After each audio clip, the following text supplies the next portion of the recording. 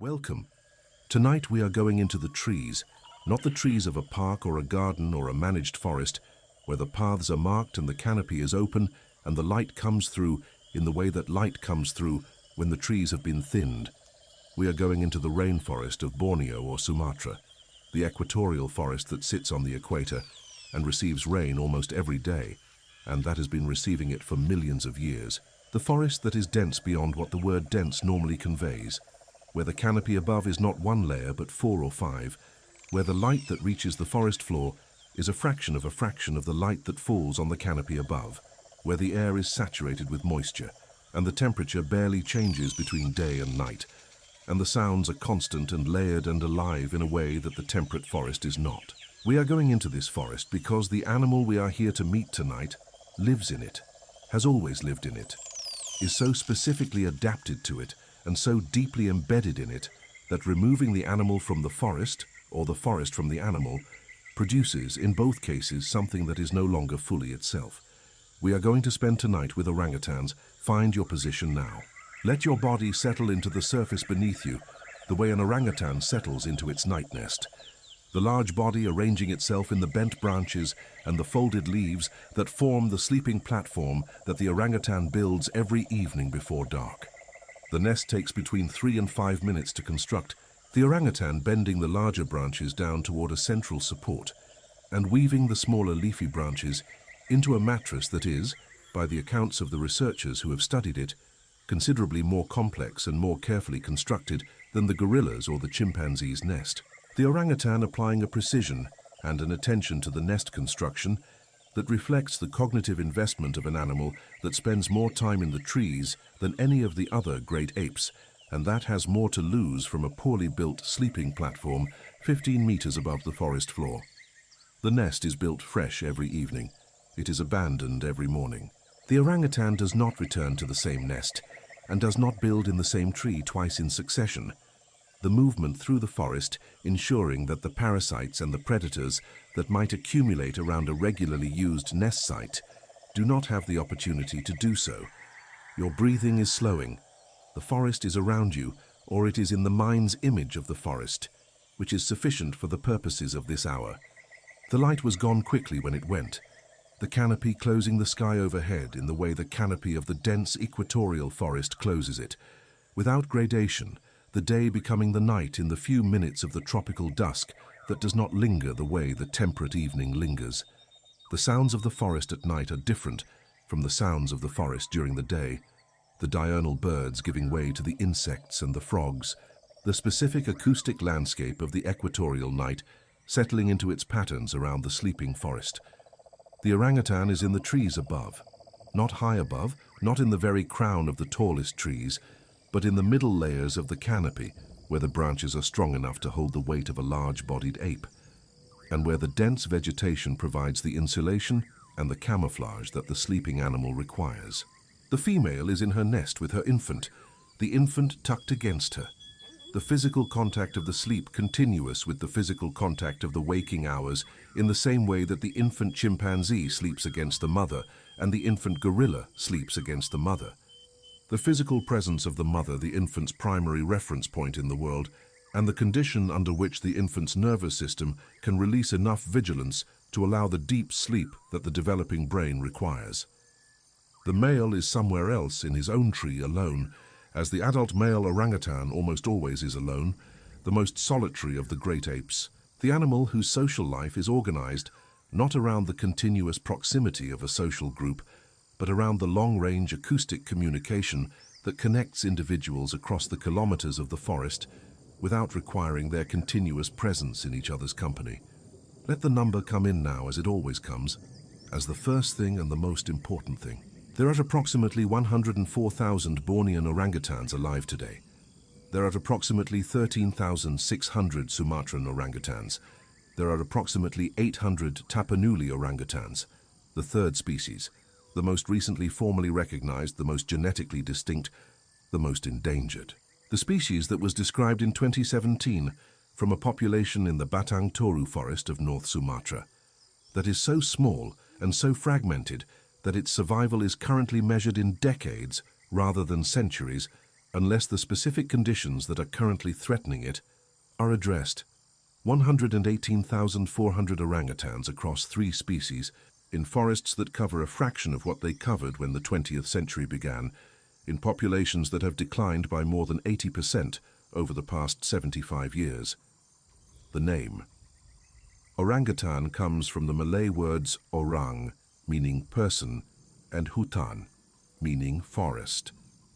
Person of the forest. The Dayak peoples of Borneo and the indigenous peoples of Sumatra gave this name to an animal that they recognized from the beginning of their coexistence with it as something categorically different from the other animals of the forest, something that warranted the designation of personhood in the most literal linguistic sense. The naming of the animal as a kind of person, a forest person, an entity of a different order from the birds and the reptiles and the other mammals of the forest. The name predates the science that would, centuries later, confirm the genetic closeness of the orangutan and the human, the shared evolutionary ancestry that the indigenous peoples of the forest encoded in the name they gave the animal long before anyone had the tools to measure the DNA and confirm what the observers of the living animal had always known, that this is not simply an animal. The relationship. The orangutan and the human share approximately 97% of their DNA. That number places the orangutan further from the human than the chimpanzee and the bonobo, which share 98.7%, and further than the gorilla, which shares 98.3%. But 97% is an extraordinary closeness. The genetic distance between an orangutan and a human smaller than the genetic distance between a dog and a fox, smaller than the distance between a horse and a zebra, smaller than the distance between many pairs of species that we consider to be closely related, without thinking very hard about what the closeness means. The 14 million years since the orangutan lineage and the human lineage diverged from their common ancestor have produced bodies and social organizations and cognitive styles that are substantially different. But the biological foundation beneath those differences is the same cellular architecture, the same basic neurochemistry, the same immune system proteins, the same developmental biology. 14 million years. The number that anchors the orangutan's evolutionary story, the time since the divergence of the orangutan lineage from the lineage that would eventually produce the African apes and the human. 14 million years is the oldest divergence of any of the living great apes. The orangutan, the first to separate from the common ancestor, the most basal member of the great ape clade, the one that left the African forest and crossed the land bridges and the narrow sea crossings of the Miocene to reach the forests of Southeast Asia, adapting over the millions of years to the specific conditions of the specific forest, becoming what the forest made of it. The African apes and the human are more recently diverged from each other than any of them are diverged from the orangutan, and the orangutan's long separate evolutionary history in the forests of Asia has produced an animal that is, in the ways that the specific history has shaped it, genuinely different from the African apes, not only in its anatomy, but in its cognition and its social organization and its relationship with its environment. Close your eyes now or let them go soft and unfocused. We are in the forest. The canopy is above us and the forest floor is below, and the middle layers of the forest, the world between the ground and the crown, are the world of the orangutan, the world it was built for and in which it moves with an ease and a confidence that the observer on the forest floor watching from below finds difficult to fully credit in an animal that weighs 50 to 90 kilograms. The orangutan moves through the canopy by a combination of brachiation, the hand-over-hand swinging that the gibbon has refined to its most acrobatic extreme, and the more deliberate four-limbed movement that the orangutan's large body and its weight require, the animal using all 4 limbs in the arboreal travel that the gibbon achieves with 2, the specific technique of the orangutan's movement through the canopy reflecting the specific demands of moving a large, heavy body through a 3-dimensional network of branches of varying thickness and varying flexibility and varying reliability as a weight-bearing structure. The body. The adult male Bornean orangutan weighs between 60 and 90 kilograms in the wild, a range that reflects both the individual variation within the species and the different body conditions of animals at different stages of development and in different seasons. The flanged adult male, the male in the fully developed adult form with the large cheek pads, the flanges, that expand outward from the face and that give the adult male orangutan its distinctive and immediately recognizable appearance, is one of the most striking animals in the primate world. The wide, flat face framed by the fleshy flanges, the throat pouch visible beneath the chin, the rust-red fur covering the body in the specific shade that distinguishes the orangutan from all the other great apes, none of whom share this coloration. The flanged male is larger than the unflanged male. The flanges and the throat pouch and the overall size reflecting the hormonal state of a fully developed adult male who has passed through the developmental transition from the unflanged to the flanged form. The flanges. The cheek pads of the adult male orangutan are pads of fatty tissue embedded in the skin of the face, expanding laterally from the face to produce the wide, flat aspect of the adult male's head. The flanges develop under the influence of testosterone, and the specific timing of their development is one of the most interesting and most studied aspects of orangutan biology, because the development of the flanges can be delayed for years by the presence of a dominant flanged male in the vicinity, the subordinate male remaining in the unflanged state, which allows him to move through the female's range and attempt to mate without attracting the aggressive attention that a flanged male would attract from the dominant. The flanges functioning as a social signal that advertises the male's status and capability in a way that the unflanged male, by remaining developmentally arrested, avoids advertising. The long call. The flanged adult male orangutan produces a call that is one of the most extraordinary vocalizations in the primate world. A long, booming call that begins with a series of low rumbles that build through a series of loud, rising calls to the climax of the long call proper, a series of bellowing sounds produced with the throat pouch inflated and acting as a resonating chamber, amplifying the call to a volume that carries through the dense forest for distances of up to 2 kilometers. The long call lasts for several minutes. It announces the caller's presence and location to every orangutan in the area. It functions as a deterrent to other flanged males who are warned by the call that a dominant male occupies this area of forest and that approaching is likely to result in a confrontation. It functions as an advertisement to females, the specific acoustic parameters of the long call carrying information about the caller's size and body condition and the health of his respiratory system that the listening female can assess from a distance without any direct visual contact. The long call is produced from a specific location, often a prominent tree at the edge of the male's home range, and it is repeated at intervals through the day. The pattern of the calling, providing a moving acoustic map of the male's position that the females in the area can track and use in their decisions about movement and about the management of their relationships with the males in their area. The female orangutan's response to the long call, whether she moves toward the caller or away from it, or maintains her current position, reflects her assessment of the specific male's identity and quality and her current reproductive state.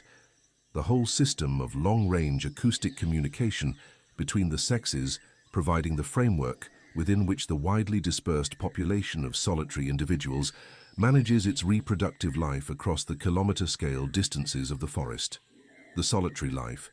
The orangutan is the most solitary of the great apes, and this solitude, which is so different from the social complexity of the chimpanzee's fission fusion community and the gorilla's family group, requires explanation because it is not the absence of social life, but a different form of social life, adapted to the specific conditions of the forest the orangutan inhabits.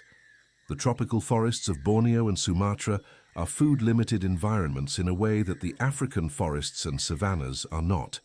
The distribution of fruit trees across the landscape, being patchy and unpredictable, in ways that make the maintenance of a stable social group in a fixed territory ecologically difficult, the group's energy requirements exceeding what any fixed area of the unpredictably fruiting forest can reliably provide.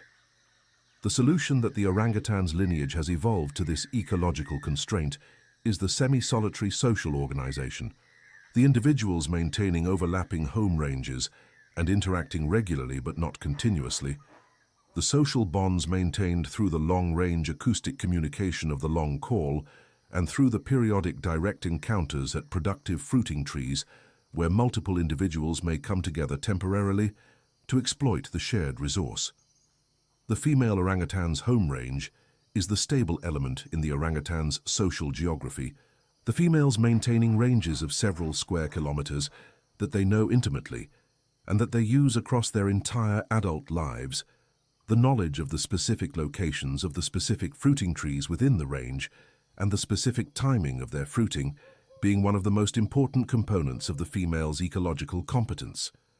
The male's range is larger, overlapping the ranges of multiple females, the male ranging widely in search of females in estrus and managing the relationships with the other males in the area through the long core system and through the direct confrontations that occur when flanged males meet. The forest knowledge. The orangutan's knowledge of the fruiting cycles of the trees in its home range is one of the most studied aspects of orangutan cognition, the specific question being how the orangutan tracks the locations and the timing of the fruiting of the specific trees in an area of several square kilometers that contains hundreds of different tree species, each with its own specific phenological pattern. The answer that the research has produced through the combination of field observation and behavioral experiments and the analysis of the orangutan's ranging patterns in relation to the fruiting patterns of the specific trees it visits is that the orangutan maintains a detailed spatial memory of the fruiting trees in its range, and that it uses this memory to plan its movement through the range in ways that anticipate the fruiting of specific trees before those trees are actually visited. The orangutan is not simply moving through the forest and discovering what is fruiting today. It is moving toward where it expects fruiting to be occurring, based on the memory of the specific trees' fruiting histories and the seasonal patterns that its years of experience in the range have taught it. The planning. The orangutan's planning of its movement through the forest, the anticipatory routing toward the trees that its memory and its experience tell it will be productive, was documented in a study by Karel van Schaik and colleagues that used GPS tracking of individual orangutans to demonstrate that the animals' movement directions in the early morning, before they had reached the trees they were moving toward, were directed toward the specific trees that turned out to be their destinations for the day. The individuals were planning their routes before setting out, not discovering their destinations as they moved, the planning implying a cognitive representation of the landscape that includes not just the locations of the trees, but the information about which trees are currently productive and which are not, and the ability to use that information in the construction of a movement plan for the day. This form of prospective cognition, the use of remembered information about future states of the environment to plan current behavior, is a cognitive capacity that was, before the orangutan research began to document it, considered to be a distinctively human or at most a great ape-level capability.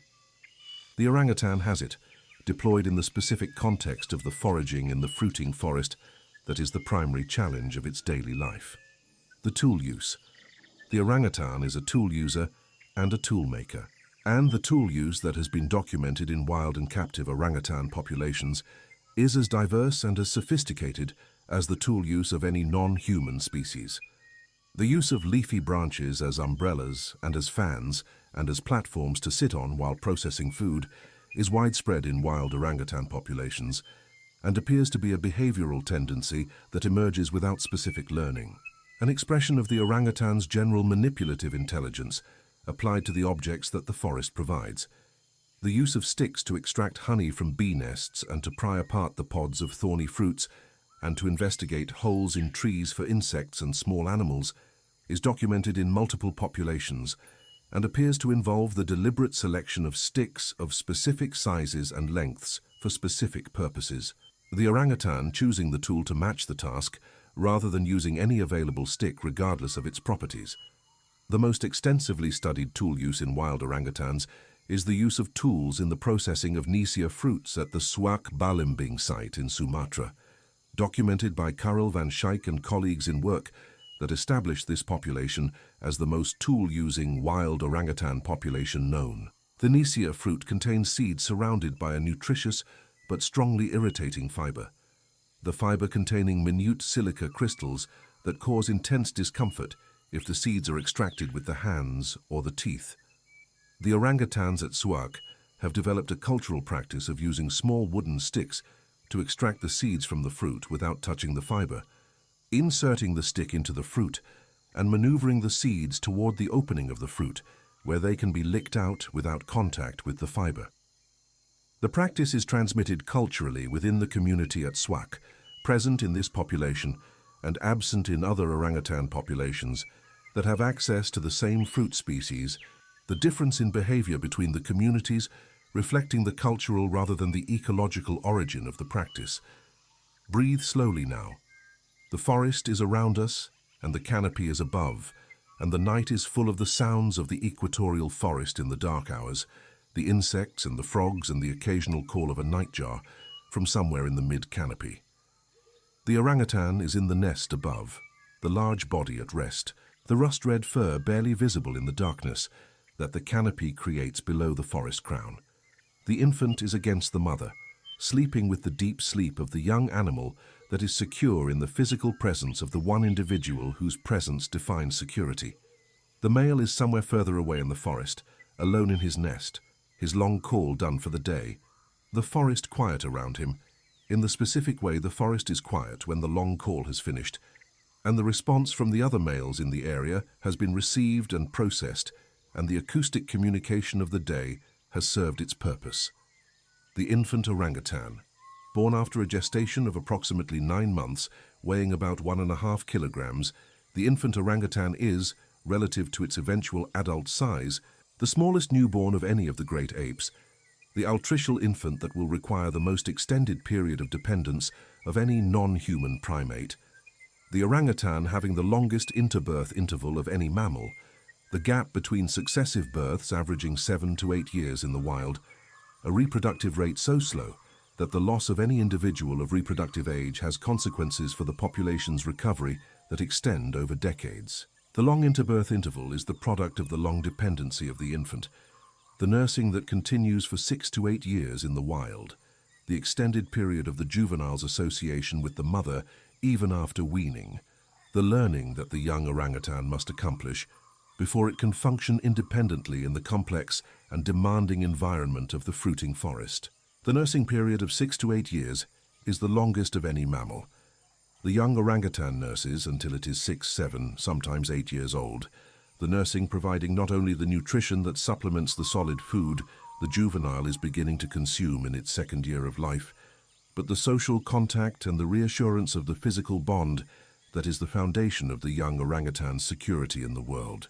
The analysis of stable isotope ratios in orangutan teeth, which preserve a chemical record of the diet at the time the tooth was forming, has confirmed the extraordinary duration of the nursing period, and has also revealed that during periods of fruit scarcity, when the forest is producing little fruit and the mother's own nutritional status is under stress, the weaned juvenile may return to nursing, the mother resuming milk production to support a juvenile that she had already weaned, the maternal investment in the offspring persisting through the years of the juvenile stage in a flexibility that reflects the mother's assessment of the offspring's current needs, the mother's social teaching. The young orangutan learns everything it needs to know from its mother, not from a social group, not from peers, not from the multiple individuals of a community, but primarily and overwhelmingly from the mother, the single social partner who is with the young orangutan through the years of its dependency, who is the model for every skill and every behavior that the young orangutan will need as an adult. The food preferences of the mother, the specific plants and fruits that she eats in the specific seasons, are the food preferences that the young orangutan acquires, the infant riding on the mother's back and watching her feed and beginning to sample the food she eats in the second year of its life. The learning by observation that is the primary mechanism of cultural transmission in the great apes operating in this case, through a dyad of mother and offspring rather than through the broader social community that the African apes can draw on. The specific knowledge of the forest that the mother carries, the mental map of the fruiting trees in her home range, and the seasonal timing of their fruiting, is the knowledge that the young orangutan is learning through the years of following the mother through her range, observing her rooting decisions and her feeding choices and her responses to the specific challenges of the forest life. The young orangutan that leaves its mother at the end of the long dependency period is leaving with the specific knowledge of the specific section of forest that its mother has been navigating for its entire life, the foundation of the independent life that it will build through the extension of the range and the accumulation of new experience in the years after independence. The intelligence of the orangutan. The orangutan's cognitive capabilities have been studied for decades in both captive and wild settings, and the picture that has emerged from that research is of an animal with a rich and flexible intelligence that is organized around the specific demands of its specific life. The ecological intelligence of the fruiting forest and the social intelligence of the semi-solitary social system, both reflected in the cognitive capacities that the research has documented. The orangutan's performance on standardized cognitive tests in captivity, tests of physical reasoning and of causal understanding and of problem solving and of social cognition, places it consistently in the range of the other great apes, with specific areas of strength that reflect the specific demands of its evolutionary history. The orangutan's spatial memory for the locations and the states of food resources, the specific capability that the fruiting forest demands, has been documented as particularly well developed. The captive orangutans in memory experiments demonstrating the retention of specific location reward associations over delays and through interference that are at the upper end of what any non-human animal has been documented retaining. This specific memory capability, the ability to remember the locations of specific resources across long delays and to retrieve that information accurately in the planning of foraging routes, is the cognitive foundation of the forest planning that the wild studies have documented. The same capability applied in the laboratory in an abstract form and in the forest in the specific ecological context for which it evolved. The understanding of causality.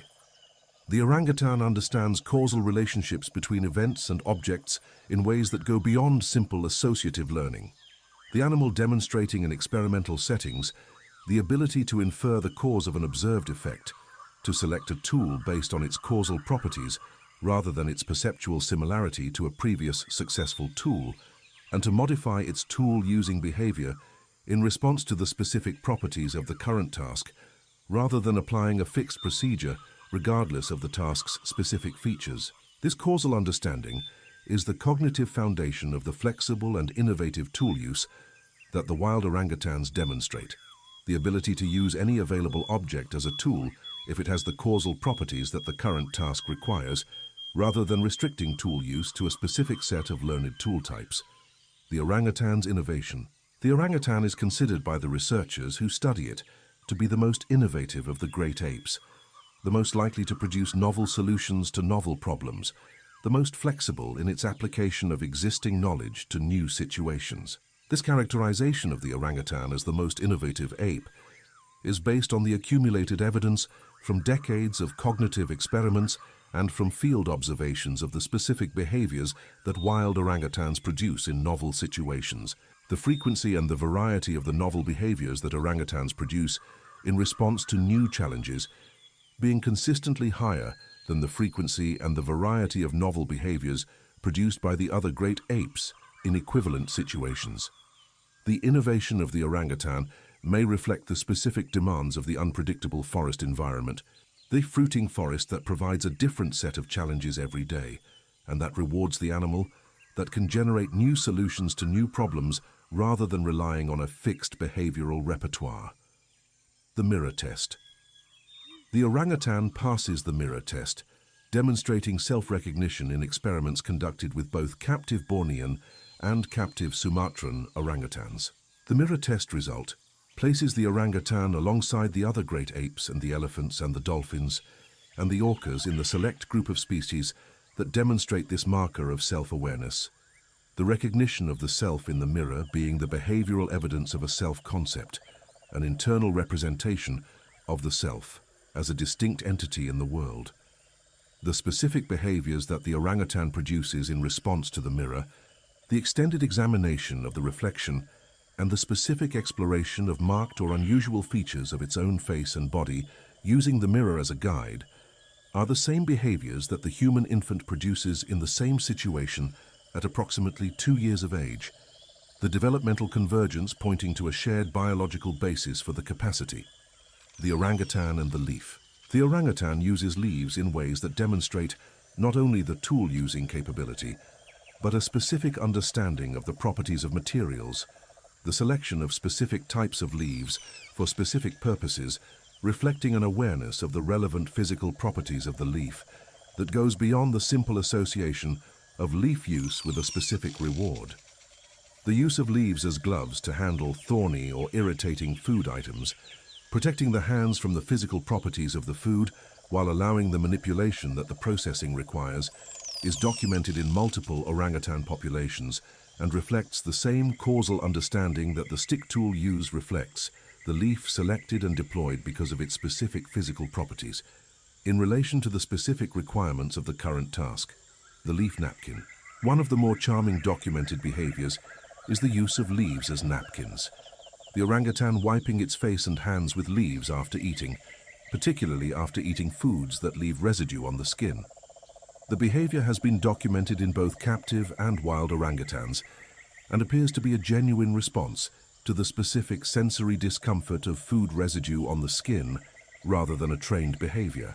The orangutan selecting leaves of appropriate texture and using them in the specific way that produces the most effective cleaning of the specific areas of the face and hands that have been soiled. The napkin use is one of those behaviors that the human observer finds immediately recognizable. The domesticity of the gesture and the functional similarity to the human use of napkins for the same purpose, creating the specific kind of recognition that the 9.3% DNA difference between orangutan and human does not feel wide enough to justify. Breathe slowly. The forest is quiet around us now, and the orangutan is in its nest in the tree above, and the infant is against the mother, and the male is somewhere in the dark of the forest with his throat pouch deflated, the long call done for the day, the acoustic landscape of the forest returning to the sounds of the night. We are going to go deeper into the orangutan's world, deeper into the specific cognitive and behavioral complexity that the decades of research have revealed, and deeper into the threats that are reducing the orangutan's world year by year in ways that the numbers at the beginning of this conversation began to describe. The two species of Bornean orangutan habitat. The Bornean orangutan, Pongo pygmaeus, inhabits the forests of Borneo, the large island divided between the countries of Malaysia, Brunei and Indonesia, where the specific subspecies are distributed across different regions of the island. The northwest Bornean orangutan in Sarawak and Sabah and the adjacent areas, the central Bornean orangutan in the interior of Kalimantan, and the northeast Bornean orangutan in Sabah and the adjacent parts of Kalimantan. The subspecies differ in their morphology and their genetic composition, in ways that reflect the specific evolutionary histories of their different populations in different parts of the island, the geographical barriers of the rivers and the mountain ranges of Borneo, having limited gene flow between the populations over the millions of years since the island was colonized by the orangutan lineage. The Bornean forest. The forests of Borneo are among the oldest and most biodiverse in the world, the island having been continuously forested through the ice ages and the climatic shifts of the Pleistocene, when the forests of much of Southeast Asia were contracting and expanding in response to the changing climate. The specific geological and climatic conditions of Borneo allowing the forest to persist through the changes that eliminated the forest from other areas. The result of this long, continuous forest history is a biological diversity that is extraordinary by any measure.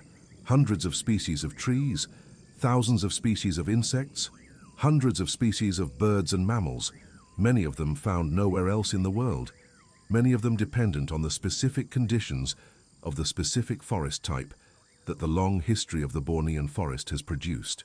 The orangutan in this forest is the largest arboreal mammal on Earth, the heaviest animal that spends the majority of its life in the trees.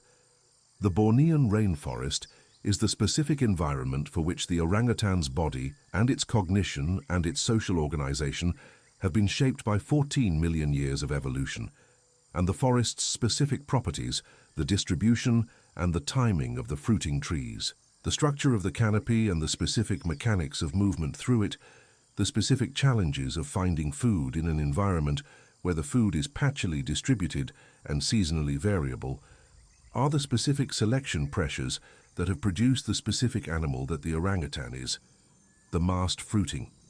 One of the most dramatic and most ecologically significant phenomena of the Bornean forest is the massed fruiting event, a synchronous fruiting of many tree species across large areas of the forest that occurs at irregular intervals of 2 to 7 years, triggered by the specific climatic conditions of the El Niño Southern Oscillation, the warm phase of the Pacific climate cycle that reduces rainfall in the western Pacific and produces the specific drought stress in the Bornean forest that appears to trigger the synchronous fruiting. During a massed fruiting, the forest produces an abundance of fruit that dwarfs the normal fruiting events.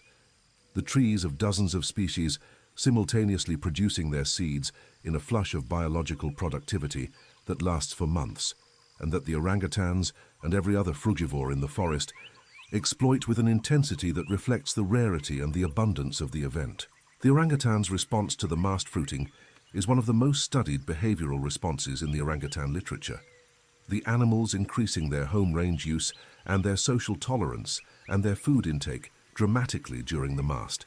The normally solitary females coming together at the abundant fruiting trees in the temporary aggregations that the resource abundance makes possible without the competitive costs that fruit aggregations produce in normal years. The males increase their long calling during the mast, the advertising of their presence intensified in the conditions of increased female exposure that the aggregations create, the reproductive opportunities of the mast fruiting, driving the male's behavior in ways that are visible in the increased rate of successful mating and the increased birth rate that follows the mast events in the long-term studies. Between the mast fruiting events, in the years when the forest is producing its normal, patchy, unpredictable fruiting, the orangutan's life is defined by the challenge of finding enough food in a forest that is periodically and sometimes severely food limited. The lean periods of the Bornean forest, the months when the fruiting is at its minimum, and the orangutan must fall back on the bark and leaves and insects that it eats when fruit is unavailable, are periods of genuine nutritional stress. The animal's fat reserves accumulated during the abundance of the mast, and the normal fruiting periods being drawn down to sustain the body through the lean months. The orangutan's ability to survive these lean periods depends on the specific knowledge of the forest that allows it to find the alternative food sources that sustain it when the primary food is absent, the knowledge of which bark species are nutritious and which are toxic, which insects are present in which trees, which water sources are accessible, all of it accumulated through the years of experience in the specific forest range, the female's territory and her daughters. In the long-term studies of wild orangutan populations, the relationship between a mother's home range and her daughter's home ranges has been documented as one of the most consistent patterns in orangutan spatial ecology. The daughters establishing their independent ranges in areas that overlap substantially with the mother's range, rather than dispersing widely from the natal area as the males do. The mechanism that produces this pattern appears to be the mother's tolerance of her daughters in her own range, combined with the daughter's knowledge of the specific forest that the mother's range contains, the specific trees and the specific food sources that the daughter has learned through the years of following the mother, providing the foundation for the daughter's establishment of an independent range in the area she knows best. The result of this pattern across generations is a matrilineal spatial structure, the home ranges of related females clustering in specific areas of the forest that the lineage has inhabited for generations, the specific knowledge of the specific trees transmitted through the mother-daughter relationship from generation to generation. The night is deepening around us now. The forest is at its most still, the insects at their minimum activity, the frogs quiet between their calling bouts, the canopy above a dark mass that separates the forest interior from the sky that is somewhere above it, invisible.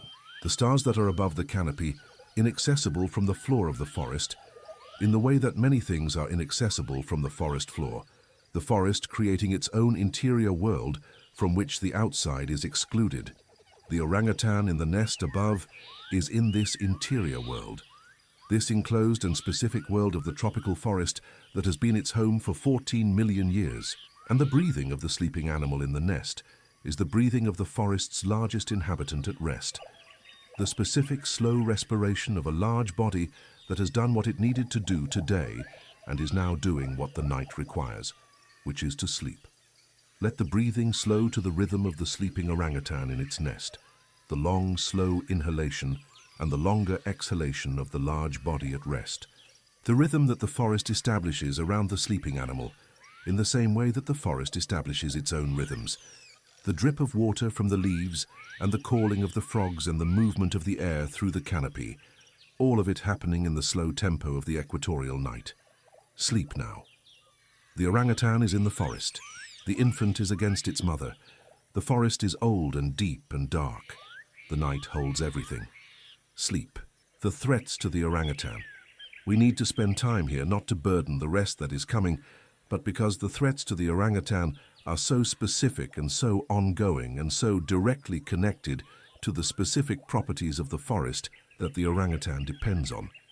That understanding them is understanding something essential about the relationship between the orangutan and its world. The primary threat is deforestation. The forests of Borneo and Sumatra have been cleared at rates that have no precedent in the history of tropical forest loss.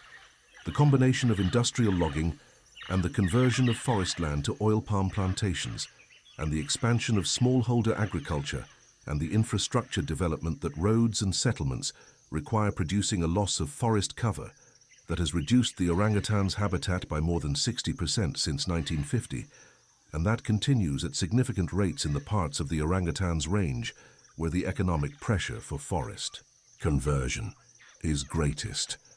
The oil palm, the single most significant driver of forest conversion in the orangutan's range, is the expansion of oil palm plantations, the monoculture agriculture that produces the palm oil that is in a remarkable proportion of the processed foods and personal care products and biofuels that the global economy consumes.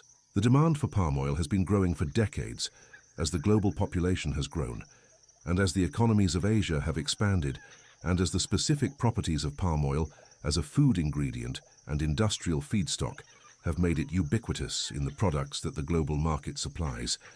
The production of palm oil requires land, and the land that palm oil producers have found most available and most economically accessible is the tropical forest land of Indonesia and Malaysia, the forest that is also the orangutan's home.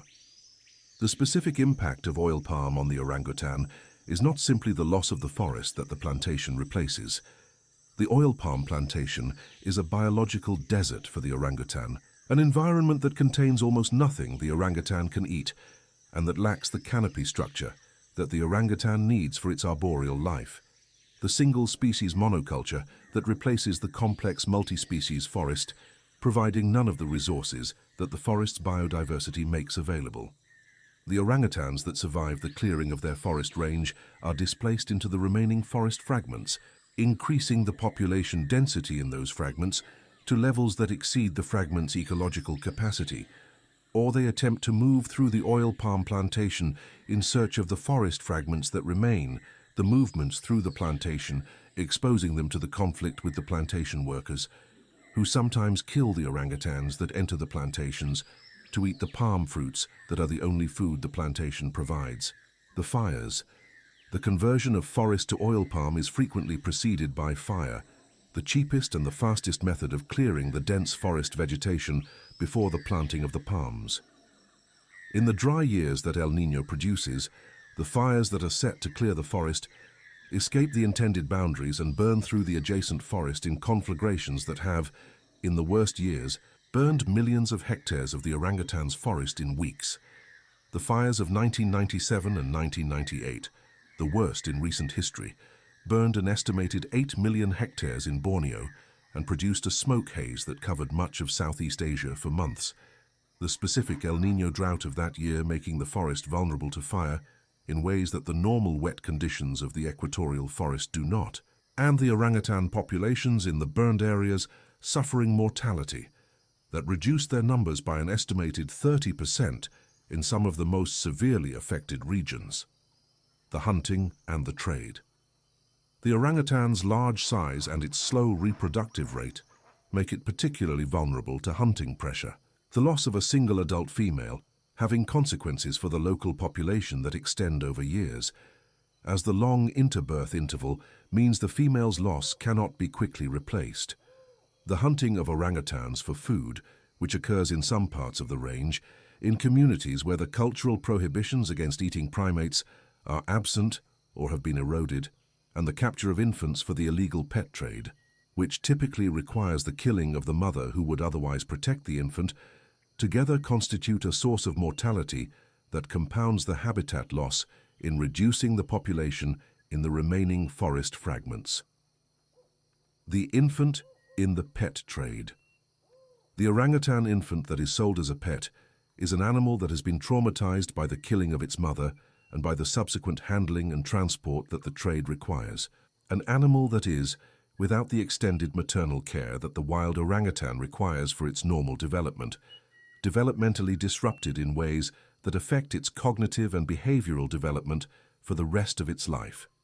The infant orangutan's brain, like the human infant's brain, requires the specific experiences of the normal developmental environment, the mother's care and the social learning and the gradual introduction to the forest environment that the mother provides, for the normal development of the neural architecture that the orangutan's adult life requires.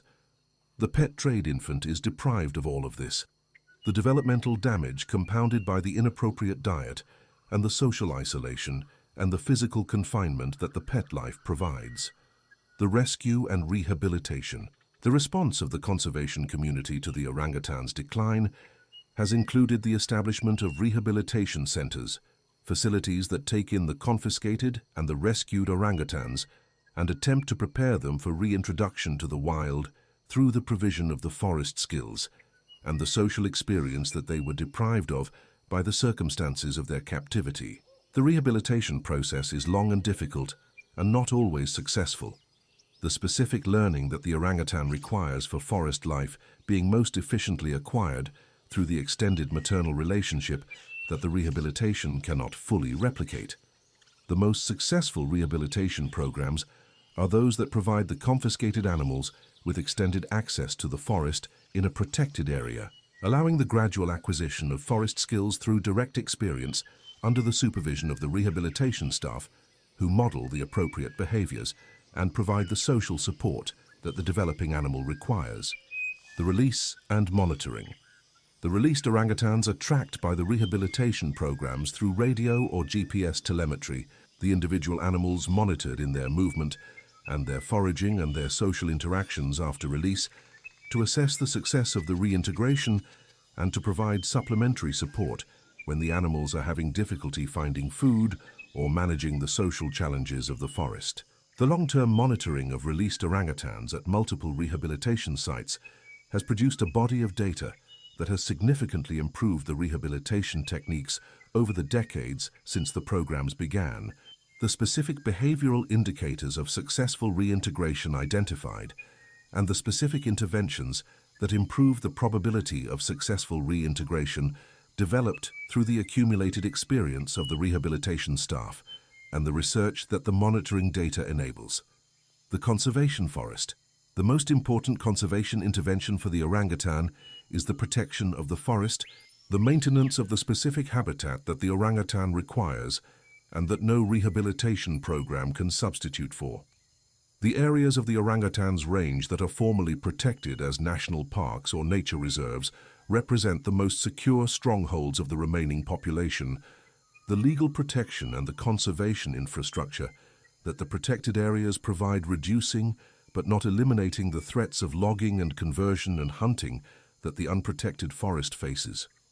The unprotected forest, the areas outside the formal protected area network that still contain orangutan populations, are the areas where the current and the future trajectory of the population will be most significantly determined. The decisions about what happens to those areas in the coming decades being the decisions that the orangutan's future depends on most directly. The specifically targeted conservation.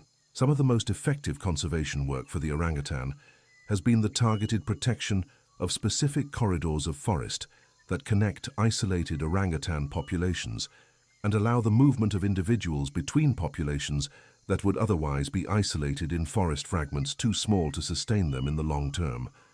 The corridor conservation approach which involves the identification of the specific landscape connections that allow the orangutan's movement between the forest fragments and the specific interventions that maintain those connections, from the protection of the riparian forests that line the rivers and that connect the upland forest fragments to the negotiation with the oil palm companies that own the land between the fragments, has produced measurable improvements in the connectivity of the orangutan population in some parts of the range and represents one of the most cost-effective conservation approaches available. The night is very deep around us now, and the forest is at the bottom of its nightly activity, and the orangutan above us is asleep in the nest with the infant against it, the breathing slow and deep. The conservation facts that we have been discussing do not belong in the sleep, not as weight, not as worry, but as context, the background against which the specific animal and the specific life have their meaning, the knowledge that gives the wonder of the existence something to stand on. The orangutan is there, in the tree, in the forest, in the night that is the same night that has covered the forest for the 14 million years of the orangutan's presence in it. And the night will be there tomorrow, and the forest will be there tomorrow if the decisions that determine its future are the right ones, and the orangutan will be in the forest if the forest is there, as it has always been. Sleep now. The orangutan is in the nest. The infant is against its mother. The forest is old and dense and dark. The night holds everything. Sleep. The Sumatran orangutan and Sumatra. The forests of Sumatra are the home of the Sumatran orangutan, Pongo abeli, and of the Tapanuli orangutan, Pongo tapanuliensis, the two species that together represent the surviving Sumatran lineage of the genus, the lineage that diverged from the Bornean lineage approximately 3 to 4 million years ago, when the geographic and climatic changes of the Pliocene separated the orangutan populations of Borneo and Sumatra. The Sumatran species are morphologically different from the Bornean species in ways that reflect their separate evolutionary histories, the Sumatran males having longer beards and the females having paler facial skin. The behavioral differences, including the higher rate of tool use in Sumatran populations, particularly at the Swak Balimbing site, and the higher rate of social tolerance that allows the larger social aggregations at fruiting trees that have been documented in the Sumatran populations compared to the Bornean ones. The Loisa ecosystem, the Gunung Loisa National Park, and the wider Loisa ecosystem of which it is a part, extending across approximately 6 million hectares of the northern end of Sumatra, is the most important remaining habitat for the Sumatran orangutan and one of the most important conservation landscapes in Southeast Asia. The Loisa ecosystem contains the largest remaining block of continuous lowland rainforest in Sumatra, the specific forest type that the orangutan prefers and that has been most severely cleared across the rest of the island. And the ecosystem supports not only the orangutan, but the Sumatran tiger, the Sumatran rhinoceros, the Sumatran elephant, and the clouded leopard, a concentration of endangered megafauna that is unique in Southeast Asia, and that reflects the specific condition of the Loisa ecosystem as one of the last places in Sumatra where the full complement of the island's large mammal community still exists. The Tapanuli orangutan, Pongo tapanuliensis, the most recently described great ape species, formally recognized in 2017 from the population in the Batang Toru forest in North Sumatra that had been known to researchers for years but that had not been formally distinguished from the Sumatran orangutan, Pongo abeli, until the comprehensive morphological and genetic analysis of the Batang Toru population revealed differences that justified the recognition of a separate species. The Tapanuli orangutan is morphologically distinct from both the Bornean and the Sumatran species, the male having a distinctive mustache and the frizzier hair that distinguishes the Tapanuli from the smoother-haired Sumatran orangutan, and the genetic analysis placing the Tapanuli as the most basal of the three orangutan species, diverging from the common ancestor of the Bornean and Sumatran species approximately 3.4 million years ago. The population of the Tapanuli orangutan at the time of its formal description was estimated at approximately 800 individuals, making it the rarest great ape in the world.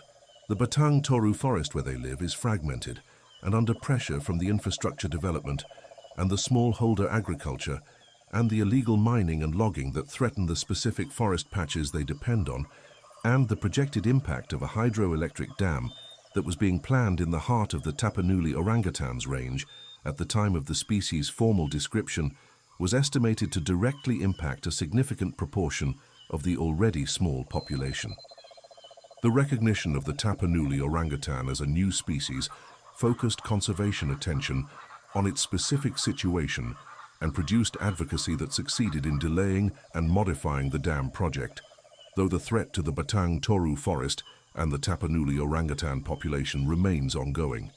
The cognitive research.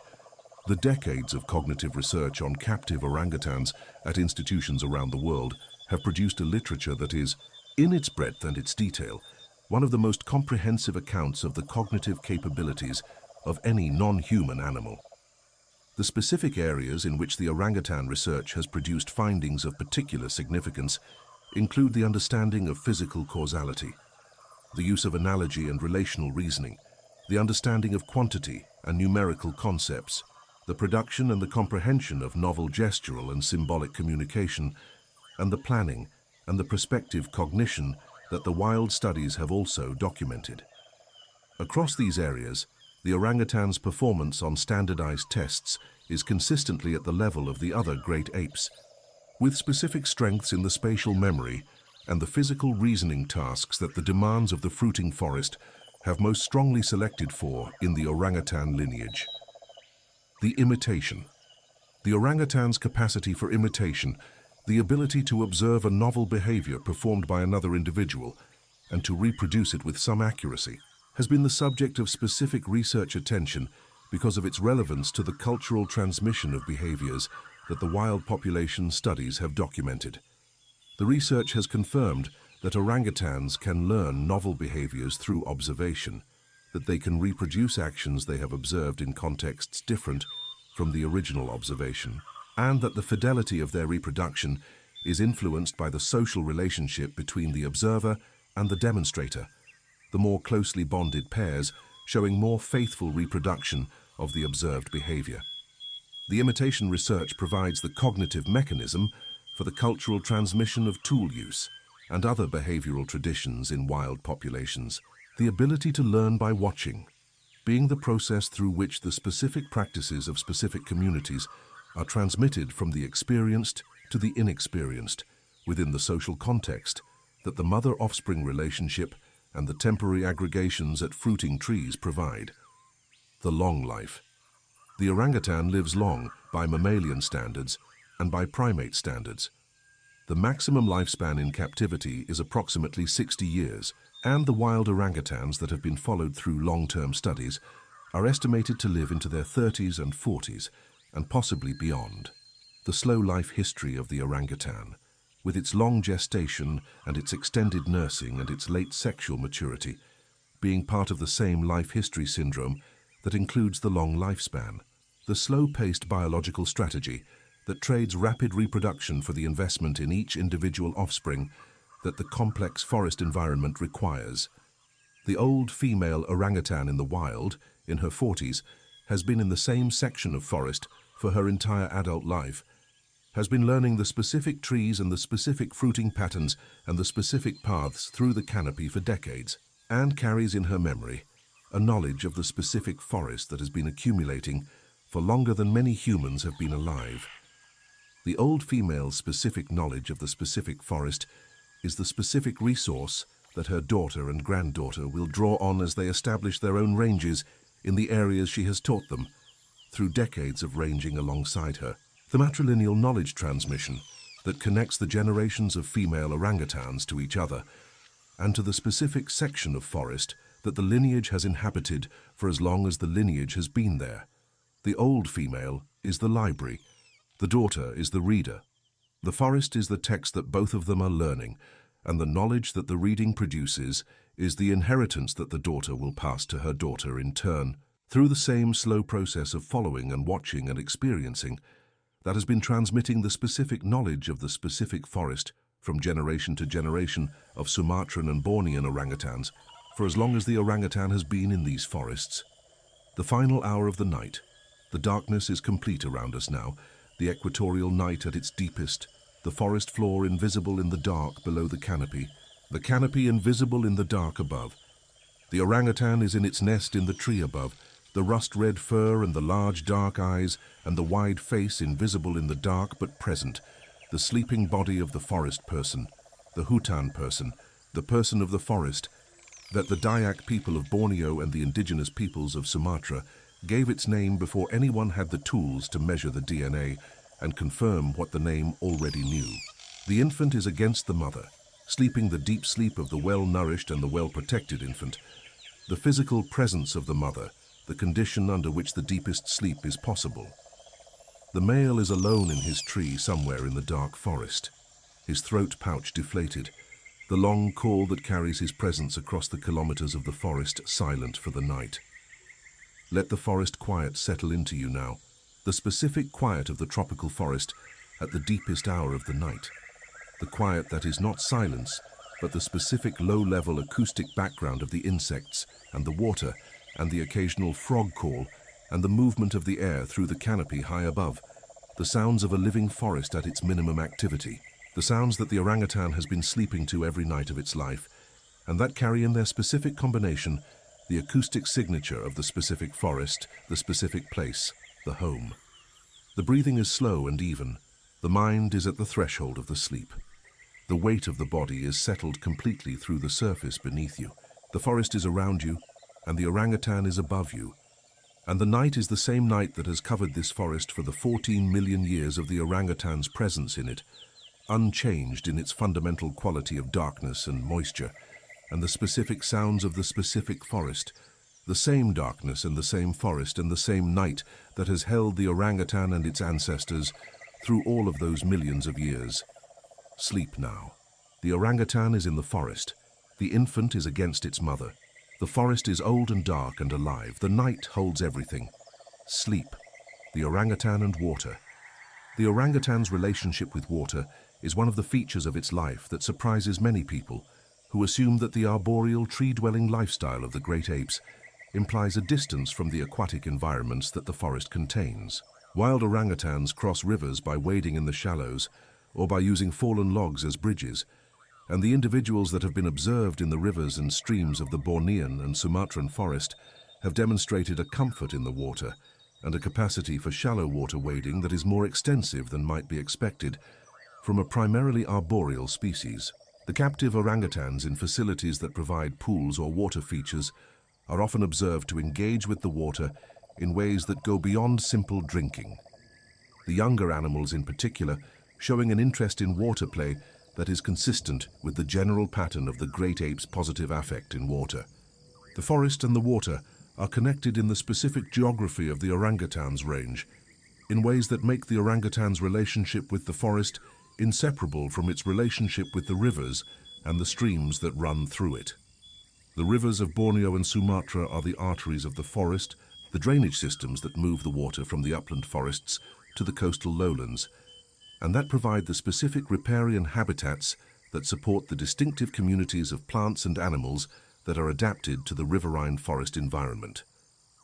The orangutans ranging in the riparian forests, the bands of forest that grow along the rivers, and that tend to be among the most structurally complex and most fruit-productive areas of the forest, reflects the specific productivity of those habitats and the specific knowledge of the specific trees along the rivers that the orangutan has accumulated through its years of ranging in its home range.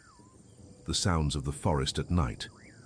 There is a specific moment in the equatorial forest, just before the dawn, when the nocturnal insects that have been calling through the night begin to quiet, and the diurnal insects have not yet started, and the frogs are between their calling bouts, and the birds have not yet begun their dawn chorus, a moment of near silence that has the specific quality of the transition between the night and the day, the held breath of the forest before the cascade of sound that the dawn produces.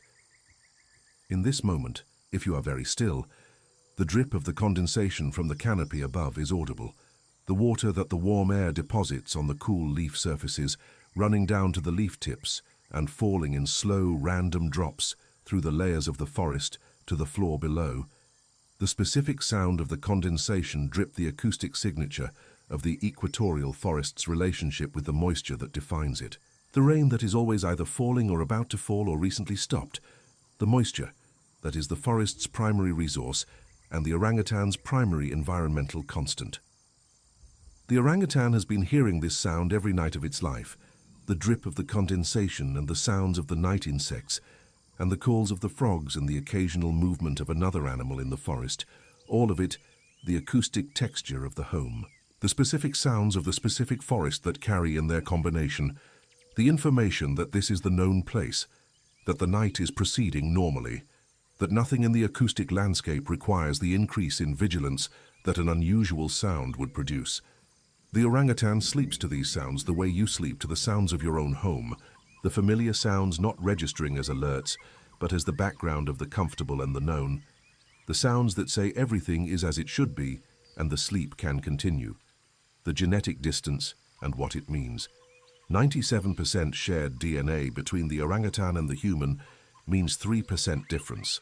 3% of approximately 3 billion base pairs of DNA means approximately 90 million base pairs that differ between the two species. 90 million base pairs sounds like a lot until you consider that much of the 3% difference is in the non-coding regions of the genome, the regions that do not code for proteins and whose specific sequences are less constrained by selection, and that the specific genes that code for the specific proteins that build the specific structures of the orangutan body and the human body are more similar than the overall 3% figure implies.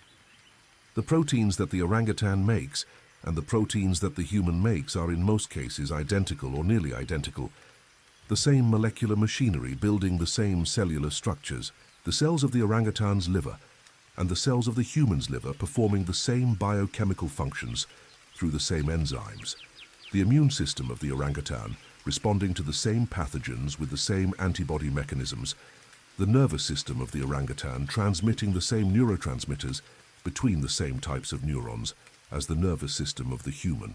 The 3% difference is in the specific regulatory sequences that determine when and where and how much of each gene is expressed, the specific timing and the specific locations in the body where the same genes are active at different levels in the two species, the differences in brain size and body proportions, and the specific features of the face and the hand that distinguish the orangutan from the human being, produced not primarily by differences in the genes themselves, but by differences in the regulatory sequences that control the expression of those genes during development.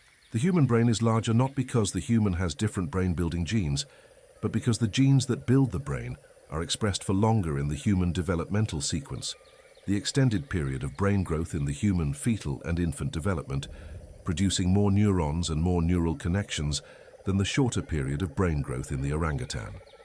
The same genes, expressed differently in time, producing different outcomes. The Rehabilitation Center Orangutan, the experience of working with rehabilitant orangutans, the animals that have been confiscated from the illegal pet trade or rescued from other captive situations and that are being prepared for release to the wild, is described by the people who do it with a consistency that reflects the specific quality of the encounter with an animal of this cognitive complexity and this degree of relatedness to the human. The orangutans in the rehabilitation centers are not passive patients. They are active, curious, socially engaged individuals who attend to the humans around them with the same quality of directed attention that they would attend to other orangutans in the forest, assessing the human's intentions and the human's behavior and adjusting their own behavior in response to their assessment in ways that the humans find simultaneously endearing and occasionally challenging. The rehabilitation center orangutan that has learned how to undo the clasp of a gate, or how to borrow the tools of the keepers, or how to construct a play structure from the materials in its enclosure, is demonstrating the same innovative problem-solving capability that the wild orangutan applies to the challenges of the forest, the intelligence that was shaped by the forest, finding new applications in the novel environment of the rehabilitation center. The hope. The orangutan's situation is serious. The numbers at the beginning of this conversation established that. But the situation is not hopeless. and the specific interventions that have been developed and implemented over the past 30 years of intensive conservation effort for the orangutan have produced measurable results in specific places at specific times that demonstrate what is possible when the conditions for effective conservation are created. The populations in the best protected areas of the Loisa ecosystem and in the protected areas of Borneo are stable, or in some cases recovering. The specific conservation actions of the anti-poaching work and the forest protection and the community engagement and the rehabilitation and release program, having created the conditions under which the orangutan's specific biology, even with its slow reproductive rate, can produce population stability or growth. The challenge is to expand the areas where those conditions exist, to extend the effective protection from the small fraction of the orangutan's range where it currently operates to the larger fraction where the orangutan lives in unprotected forest and where the threats are less managed. The specific conservation priorities identified by the researchers and the conservation organizations that work on the orangutan's protection include the expansion of the protected area network, the maintenance of the forest corridors that connect the protected areas, the community engagement programs that align the interests of the human communities in the orangutan's range with the preservation of the forest, and the continued reduction of the demand for palm oil that is produced through forest conversion in ways that sustain the economic incentive for deforestation that is the primary driver of habitat loss. The morning that will come. The orangutan in its nest will wake before your morning, the equatorial dawn arriving before the dawn at most latitudes north or south of the equator, the sun rising quickly, and the forest filling with the dawn sounds of the diurnal birds and the insects, and the specific calls of the other orangutans in the area. The long call of the adult male somewhere in the forest, carrying through the morning air in the specific acoustic signature that identifies this individual. This place, this morning. The female will wake with her infant and begin the slow process of descending from the nest tree and beginning the day's ranging toward the fruiting trees that her memory of yesterday's forest tells her are worth visiting today. The infant will ride on the mother's back as she moves through the canopy, the small body clinging to the rust-red fur, the wide dark eyes taking in the forest that is the infant's world and the mother's world, and the world of the orangutan lineage for 14 million years, the specific forest in the specific morning light that is the beginning of another day in the continuous presence of an animal that belongs to this place in the way that very few things belong to any place, deeply, specifically, irreplaceably. Sleep now. The morning is hours away for you. The sleep that remains between this moment and the morning, deep and restorative, in the way that the body's biology has been preparing sleep to be since long before there were orangutans or humans, since the ancient mammals of the Cretaceous were taking their rest in the specific dark of their specific habitats. The orangutan's sleep and your sleep are the same sleep at the cellular level, the same biology performing the same functions in the same ancient structures of the mammalian brain, the same neurotransmitters, the same hormonal regulation, the same stages of slow wave and rapid eye movement sleep, performing the same restorative functions in both bodies. Sleep now. The orangutan is in the forest. The infant is against its mother. The forest is old and dark and full. 14 million years of this forest and this night. Tonight is one of them. Sleep. The morning will come. Sleep. The social life reconsidered. The orangutan's semi-solitary social organization, which we have described in terms of its ecological rationale, is more socially rich than the word solitary suggests, and the research of the past 2 decades has progressively revealed a social life that is, if less densely continuous than the African ape's social life, no less complex in its specific structure, and no less significant in the specific relationships it contains. The female orangutans whose home ranges overlap develop and maintain long-term relationships with each other that influence their behavior when they meet at fruiting trees, and in the other contexts where their movement through the forest brings them into proximity. The specific relationships between specific females, observed over years at the long-term study sites, show patterns of preferential association and of specific behavioral interactions that are consistent with the description of those relationships as friendships. the word used carefully and without the anthropomorphizing connotation that the careless use of it would imply, but used deliberately because the specific pattern of preferential association and of specific social behaviors that is documented in the long-term studies has the structure of friendship, as friendship is defined in the primatological literature. The adolescent females in these relationships are particularly interesting because the adolescent female orangutan is in the period of her life when she is transitioning from the complete dependence on the mother to the independence that the adult life requires, and the social relationships she develops during this period. With the other adolescents she encounters at the fruiting trees and in the other contexts where the ranging of the related females brings the adolescents together are the social relationships that will inform her adult social life in the same section of forest. The adolescent peer relationships of the female orangutans, documented at the study sites where multiple related females range in overlapping areas, show the same quality of active social engagement. Tonight we are going into the forest.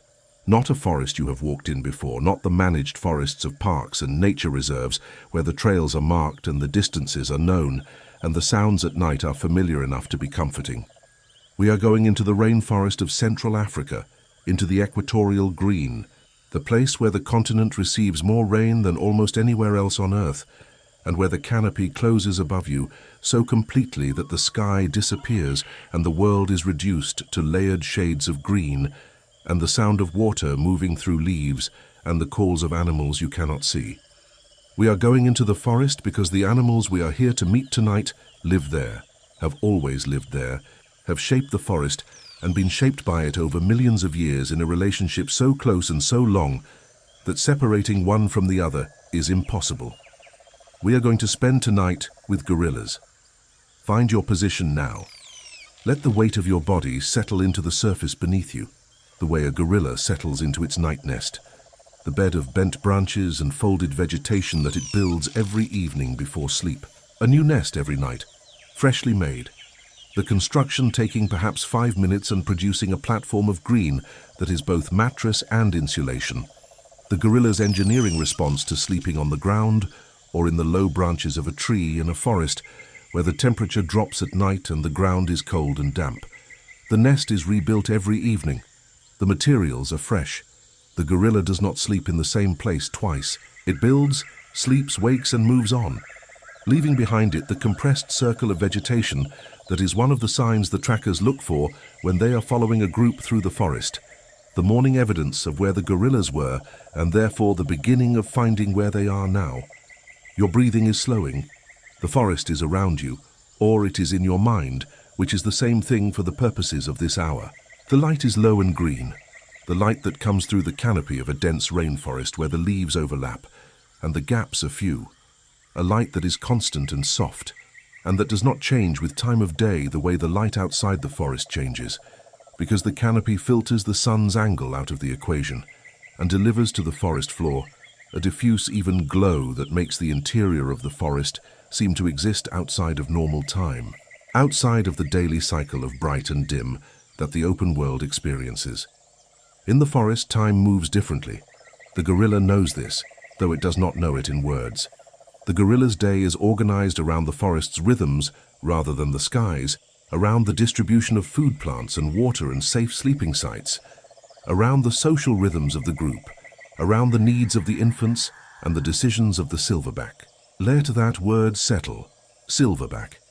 The adult male gorilla in his full maturity, the massive body, the wide, flat face, the small eyes that carry more intelligence than their size suggests, and across the back and the sides, from the neck to the hips, the fur that has turned silver, the color of iron or of winter light, the silver that marks the male as fully adult, sexually mature, socially dominant, the individual around whom the group organizes its life and its movement and its decisions. The silverback is not simply the leader. The silverback is the center of gravity of the group, the fixed point around which the others orbit, the presence that defines the territory and the routines and the social dynamics that constitute gorilla life. When the silverback moves, the group moves. When the silverback stops, the group stops. When the silverback decides to rest in the afternoon heat and build a temporary day nest and close his eyes, The group spreads around him and does the same, the infants climbing on their mothers, and the juveniles playing at the edges of the resting cluster, and the females settling into their own nests, and the whole social unit taking its cue from the decision of the one animal at its center. Let that number come into the conversation now, the way it always comes into conversations about gorillas, because it is always the first thing and the most important thing, and the thing that gives every other fact its context. There are approximately 100,000 western lowland gorillas left in the world. There are approximately 3,500 Grauers gorillas, the eastern lowland species. There are approximately 1,060 mountain gorillas, the subspecies that lives at altitude in the Virunga Mountains and in the Bwindi forest of Uganda, the gorilla of the documentary films and the conservation campaigns, the gorilla that David Attenborough sat among in 1979 in footage that is among the most watched wildlife film ever made, the gorilla whose population has been slowly and painstakingly increasing over the past 3 decades, from a low of about 600 individuals to the current 1,000+ through sustained conservation effort that is one of the most complete success stories in the history of wildlife conservation, complicated and difficult and never finished but real, measurable, ongoing. 105,000 gorillas. That is the rough total. In a world that has 8 billion people, in an Africa that has 400 million people living in or near the Great Apes forest range, in a forest that is being cleared at rates that, though slowed by conservation efforts in some areas, continue to reduce the habitat available to the gorillas and to every other forest species. 105,000 gorillas is not many, but it is not zero. And the fact that it is not zero is the result of decisions made by people and governments and communities and conservation organizations over the past 50 years that chose to act, to protect, to invest in the preservation of an animal that is our closest living relative after the chimpanzee. Closest relative, this is the phrase that always comes up, and it is precise. The gorilla and the human share approximately 98.3% of their DNA. The genetic distance between a gorilla and a human is smaller than the genetic distance between a gorilla and a gibbon, smaller than the genetic distance between a house cat and a lion, smaller than the distance between a horse and a zebra. Gorillas and humans share not just a percentage of genetic sequence, but specific genes, specific regulatory regions, specific proteins, specific biochemical pathways, the same fundamental cellular machinery operating in cells that are recognizably similar at the molecular level, performing the same basic functions of respiration and reproduction and development that all mammalian cells perform. The gorilla is not like us. The gorilla is us in a different form, us in the form that the forest made, just refracted through 8 million years of separate evolutionary history in separate environments, pursuing separate ecological strategies that produced 2 animals so different in their way of life and so similar in their biology that studying one illuminates the other in ways that would not be possible if they were as different as their appearances suggest. 8 million years. The gorilla lineage and the human lineage diverged approximately 8 to 10 million years ago in the Miocene forests of Africa from a common ancestor that looked and behaved in ways that neither the modern gorilla nor the modern human fully represents. Since that divergence, the 2 lineages have been on separate evolutionary journeys, each shaped by the specific demands of their specific environments. The gorilla remaining in the forest and becoming what the forest made of it, the human lineage moving to more open environments and becoming what the savanna and the steppe and eventually the entire planet made of it. 8 million years is long in the context of mammalian evolution, long enough to produce the very different animals that the gorilla and the human are today. It is also short in the context of deep evolutionary time, short enough that the fundamental biological unity of the 2 lineages is still clearly readable in every cell. Close your eyes now, or let them soften. The forest is around you, and the light is the filtered green of the canopy, and the sound is the sound of a forest that is always making sound, never fully silent, the drip of water from leaf to leaf, the calls of birds in the mid-canopy, the distant crash of a large animal moving through the undergrowth, the creak of a tree under its own weight. You are in the forest, The gorilla is somewhere nearby in the understory, in the dense vegetation where the large body moves with less disruption than you would expect, using the paths between the trunks and the gaps in the vegetation that have been used by gorillas in this forest for generations. The routes that are not paths in the human sense but that are maintained by use, the vegetation on either side, knowing the gorilla's shoulder width and accommodating it. The western lowland gorilla. Gorilla, gorilla, gorilla. The triple-named species, the most numerous of the gorillas, living in the rainforests of the Congo Basin and the forests of West Africa, in Cameroon and the Central African Republic, and the Republic of the Congo and Gabon and Equatorial Guinea. The most extensive gorilla range and the least accessible to research, the dense lowland rainforest making observation difficult, and the remoteness of much of the range making the research infrastructure hard to maintain. The western lowland gorilla is what most people picture when they picture a gorilla, the large black animal of the zoo exhibit and the wildlife documentary, though the reality of the western lowland gorilla in the wild is substantially different from the captive animal, which is a reduced and simplified version of an animal whose full complexity only emerges in the specific conditions of the wild. The mountain gorilla. Gorilla beringei beringei, the subspecies of the eastern gorilla that lives at altitude between 2,000 and 4,000 meters in the Virunga volcanoes and in Bwindi, in a habitat that is cooler and less humid than the lowland rainforest, and that requires specific adaptations. The mountain gorilla's fur longer and thicker than the lowland gorilla's fur, an insulation against the cold nights at altitude that can drop to near freezing. The mountain gorilla's range is the most restricted of any gorilla, confined to a few protected areas in Rwanda and Uganda and the Democratic Republic of Congo, a remnant of what was once a larger range reduced by habitat loss and hunting and conflict to the few hundred square kilometers of protected forest that remain. The mountain gorilla lives entirely within protected areas. There are no unprotected mountain gorilla populations. Every individual alive today lives within the boundaries of a national park or a conservation area. The mountain gorilla's survival depends entirely on the continued protection of those specific parcels of forest by the governments and communities and conservation organizations that have committed to that protection and has done so more or less effectively for the past several decades. The gorilla's day begins before yours. In the forest, the group begins to stir as the first light reaches the canopy.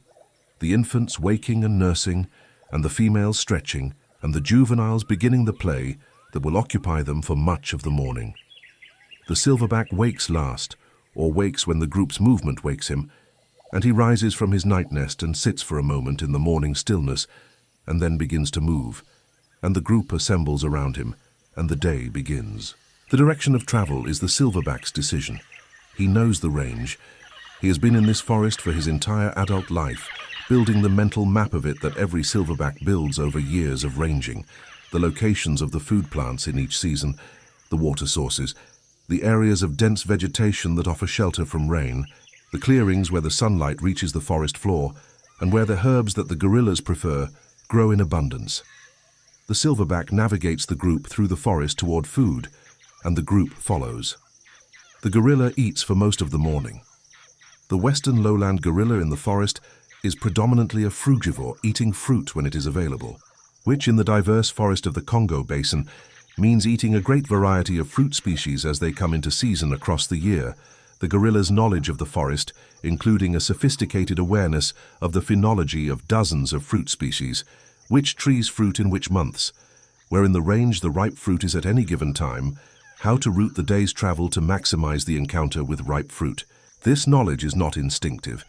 It is learned, accumulated over years of ranging in the forest with the group, the younger animals learning from the older animals where the food is, the social transmission of ecological knowledge that is one of the foundations of great ape intelligence and that produces in the gorilla a relationship with the specific forest it inhabits that is as detailed and as specific as any relationship between an animal and its home. The mountain gorilla is more of a herbivore than the western lowland gorilla, because the montane forest at altitude has less fruit than the lowland rainforest, and the mountain gorilla has adapted its diet to the vegetation that the high-altitude forest provides, eating stems and leaves and roots and bark, and the wild celery and thistles and nettles of the alpine meadows at the highest elevations of its range. The mountain gorilla consumes enormous quantities of vegetation every day, tens of kilograms of plant material, processing it in the large digestive system that is the gorilla's primary energy extraction mechanism, the gut fermenting the plant cell walls that the gorilla's own enzymes cannot break down, and releasing the energy stored in the cellulose through microbial action in the hindgut. The gorilla is, among the great apes, the most committed herbivore, the one whose body is most adapted to the extraction of energy from plant material, the large belly and the slow digestion, and the preference for high volume, relatively low-calorie food, all reflecting the evolutionary history of an animal that has been living on the vegetation of the African forest for millions of years. The social group. A gorilla group typically contains one silverback, several adult females, their offspring at various stages of development, and sometimes a younger subordinate male who has not yet left to establish his own group. The group is held together by the relationships between its members, primarily the relationships between each female and the silverback, relationships that are affiliative rather than coercive, maintained through proximity and grooming and the day-to-day social interactions of animals that have been living together for years and that have established a social fabric through the accumulation of those interactions. The silverback does not keep the females in the group by force. He keeps them by being, in their assessment, the best available option, the individual most capable of protecting the group from rival males and from predators, the individual whose range knowledge and whose social competence and whose physical capability make the group safer and better fed than they would be alone or in a group led by a less capable male. Breathe slowly. The group is moving through the forest now, the silverback in the lead or off to one side, while a female leads the actual direction of travel, the infants riding on their mothers' backs, the juveniles ranging at the edges of the group, the whole social unit moving through the forest, in the unhurried way of animals that have all the time they need. They move through the undergrowth with less noise than you would expect. The large bodies adapted to the forest, in the way that large bodies can be adapted to complex environments, when the animal has grown up in that environment and knows it intimately. The gorilla does not crash through the forest.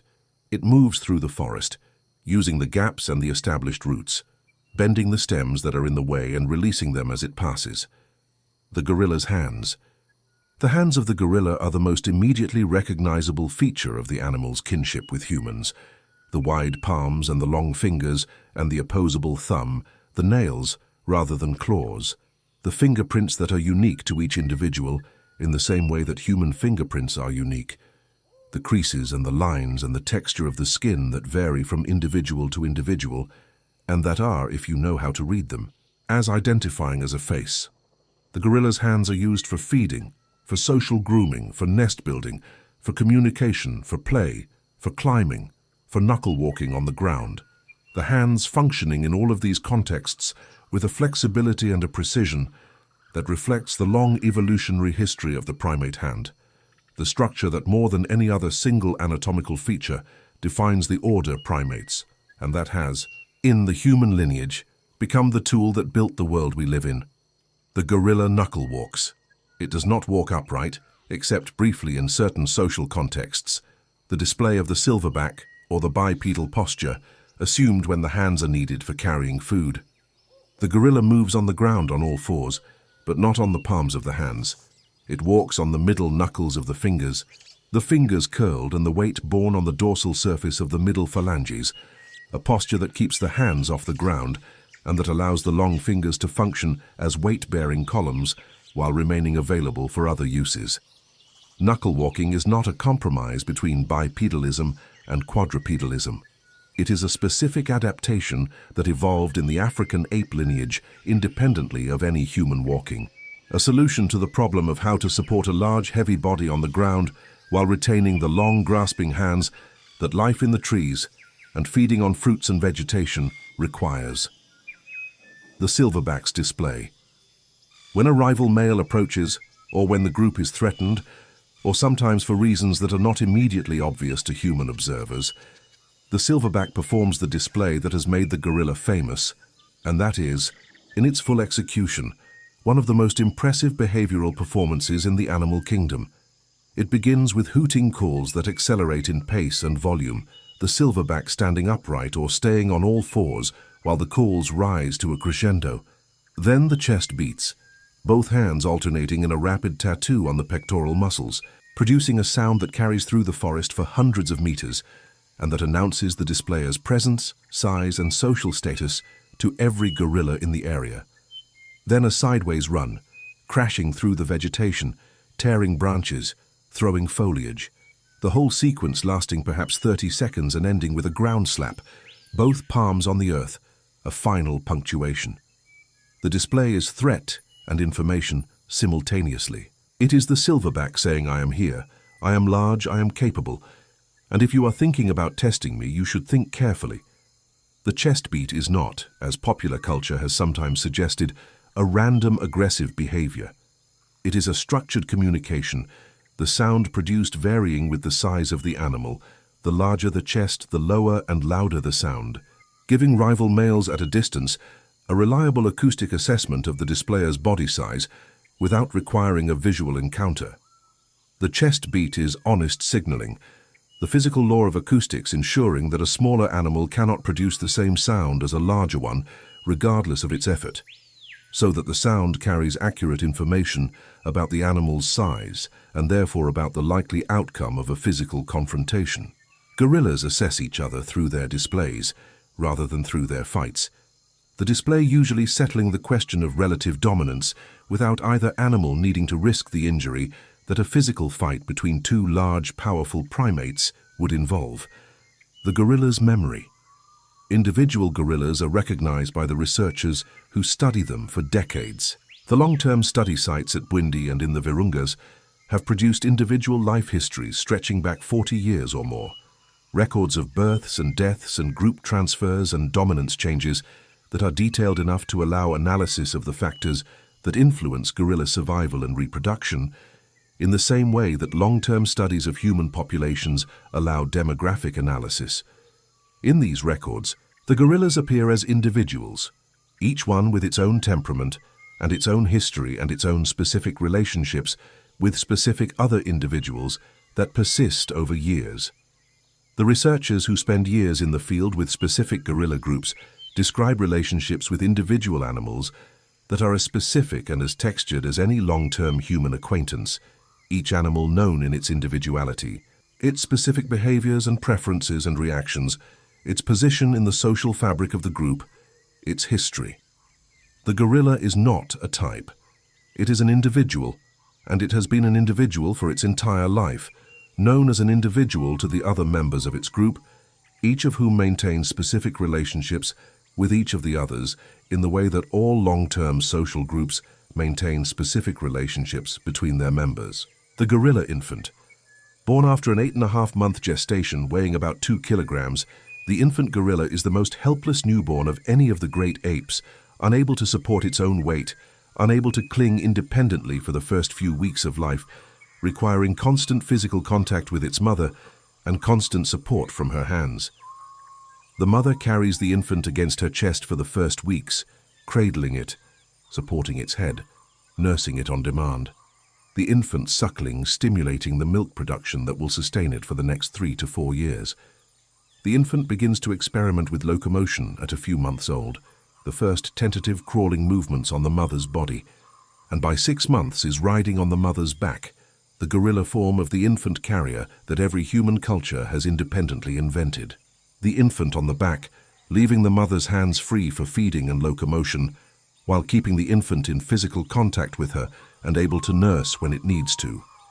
The juvenile years, the period between weaning and puberty, from about 3 years to about 8 years old, is the gorilla's childhood, and it has the same quality of play-oriented, socially embedded learning that characterizes the childhoods of the other great apes and of human children. The juvenile gorilla plays. It wrestles and chases with other juveniles. It climbs and falls and tries things and fails at them and tries again.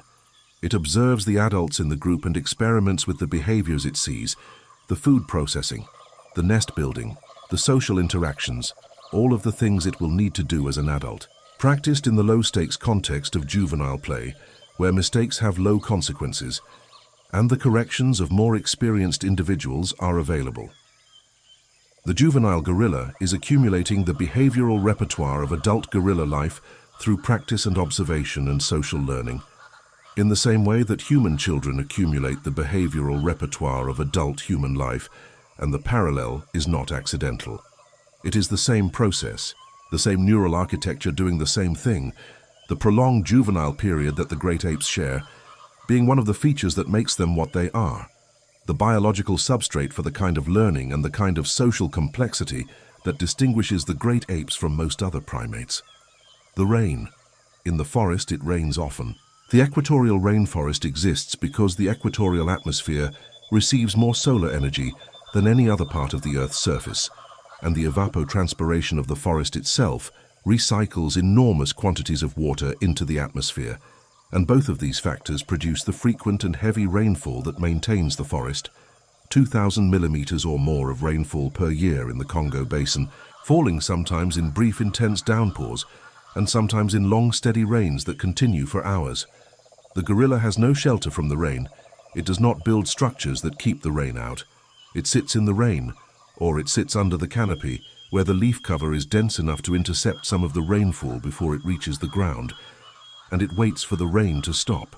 The adults sitting hunched and patient, and the infants tucked against their mothers and the juveniles, who lack the patience of the adults, still playing but more subdued, the rain reducing the energy of everything in the group to the minimum that the temperature and the wetness and the discomfort of being a large warm-blooded animal in a tropical downpour permits.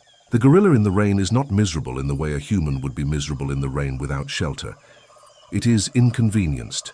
It is doing what you do when the weather is bad and you have nowhere to go, which is to sit it out, to be patient, to accept the condition as a temporary feature of the environment rather than a crisis requiring action. The gorilla's patience in the rain is of a piece with the gorilla's patience in general. The patience of an animal that has learned, through the slow accumulation of experience in a complex environment, that most things pass, that the rain stops, and the fruit ripens, and the rival moves on, and the infant stops crying, and the day reaches its end, and the nest is built and the sleep comes. The gorilla is patient. It has a lot to be patient about. The forest is full of things that require waiting for. The night nest. We return to the beginning. The evening is coming and the group has fed through the afternoon and the silverback is beginning to slow, the signals of the late day recognizable to the group as the indication that the day's travel is ending, that the night sight is close, that the building is about to begin.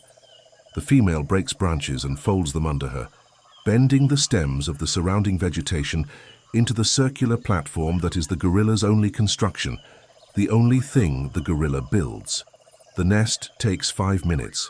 It is adequate. It is not elaborate. The gorilla does not invest in permanent structures, does not accumulate possessions, does not build for the future beyond the immediate future of tonight's sleep. The nest is built and used and left, and tomorrow another nest will be built somewhere else, and the gorilla's relationship with its home is not the relationship of an owner to a property, but of a traveler to a stopping place, each one good enough for tonight, and tomorrow there will be another. The infant is nested beside its mother, or on her, the physical contact of sleep maintained as the physical contact of waking is maintained, the mother's body, the infant's primary reference point in the world, the source of warmth and nutrition and protection, and the foundation from which all exploration proceeds and to which all returns are made. The juvenile has built its own crude nest near the mother, the nest-building skill still imperfect, the platform less stable than an adult's, but adequate for the night. The silverback's nest is the largest, a wide platform of bent branches, the construction accomplished with the efficiency of an animal that has built thousands of nests and that has learned what works and what doesn't, what species of plant make good nest material and what species collapse under weight, which sites are level enough and which are not. The forest is dark now, not gradually dark the way the sky darkens in open country as the sun goes down, but suddenly dark, the canopy cutting off the last light quickly once the sun reaches a low enough angle that it no longer reaches through the gaps in the leaves. The forest at night has a darkness that is different from the darkness of a field or a desert or an open ocean, a darkness that is contained, that has texture and sound, that is full of the nocturnal organisms beginning their activity, the insects and the frogs and the small mammals that the forest shelters, the sounds that the gorilla has heard every night of its life and that form the acoustic backdrop of its sleep, the familiar sounds of the familiar forest in the dark. The gorilla sleeps. The silverback's eyes close. The infant nurses and sleeps. The group is quiet. The whole social unit at rest. The daytime tensions and the social negotiations and the decisions about direction and the competition over fruit and the play and the grooming and the display, all suspended for the hours of darkness that the forest provides. The group sleeps in the proximity that is both its social structure and its physical warmth. The bodies close enough that movement by one is felt by the others. The social fabric maintained even in sleep. The group still a group, even when no one is awake to observe it. The gorilla and the forest. The relationship between the gorilla and the forest it inhabits is not one-directional, not the animal simply taking from the environment what it needs. The gorilla is a seed disperser of enormous importance to the forest, consuming fruit at every opportunity and depositing the seeds of the fruit plants in its dung across the range. The seeds protected from digestion by their hard coats and deposited in a ready-made bed of fertilizer. The gorilla's feces providing the nutrients that germinate the seed and launch the next generation of the fruit trees that sustain the gorilla. A single gorilla group ranging over a territory of many square kilometers deposits the seeds of dozens of fruit species every day, maintaining the composition of the forest's understory and canopy in a way that reflects the gorilla's feeding preferences and ranging patterns. The forest around a long-occupied gorilla range is, in part, a product of the gorillas that have been living in it. The fruit tree composition shaped by what the gorillas ate and where they walked and where they deposited the evidence of what they ate. The gorilla is making the forest. The forest is making the gorilla. The two are a single system. The clearings. In the lowland rainforest of Central Africa, there are open areas in the forest called bays or clearings, places where the canopy is absent or reduced and where the groundwater comes close to the surface, and where sodium and mineral-rich vegetation grows that the forest plants elsewhere do not offer. The bees are the places where forest elephants and buffalo and other large animals gather to consume the mineral-rich vegetation. And gorillas also visit them, the western lowland gorillas especially, wading into the shallow water of the forest swamp in groups that would not be tolerated in the denser forest. Their interactions in the bay governed by different rules from their forest interactions. The open space and the abundance of the mineral vegetation reducing the competition that normally structures their encounters. The BI observations have been among the most productive in gorilla research, the open conditions allowing the long-range observation that is impossible in the dense lowland forest, and the researchers who have spent years at the bay study sites describe the gorilla interactions they have observed there as some of the most complex and most surprising behaviors documented in wild gorillas. Grooming. In the social life of the gorilla, as in the social lives of all the great apes, grooming is the currency of affiliation, the physical act of searching through another individual's fur for parasites and debris that is, among primates, simultaneously practical and social, simultaneously a service and a statement of relationship. Grooming is not done randomly between any two individuals. It is done preferentially, more frequently between individuals who are closer socially. The frequency and duration of grooming exchanges reflecting the strength and the nature of the social bond between the animals involved. A female who grooms the silverback is affirming her relationship with the dominant male. An individual who is groomed by the silverback is receiving a social signal of considerable value, an indication of the silverback's assessment of the relationship. The juveniles groom each other in the extensive, playful way of young animals for whom grooming is as much exploration as social maintenance.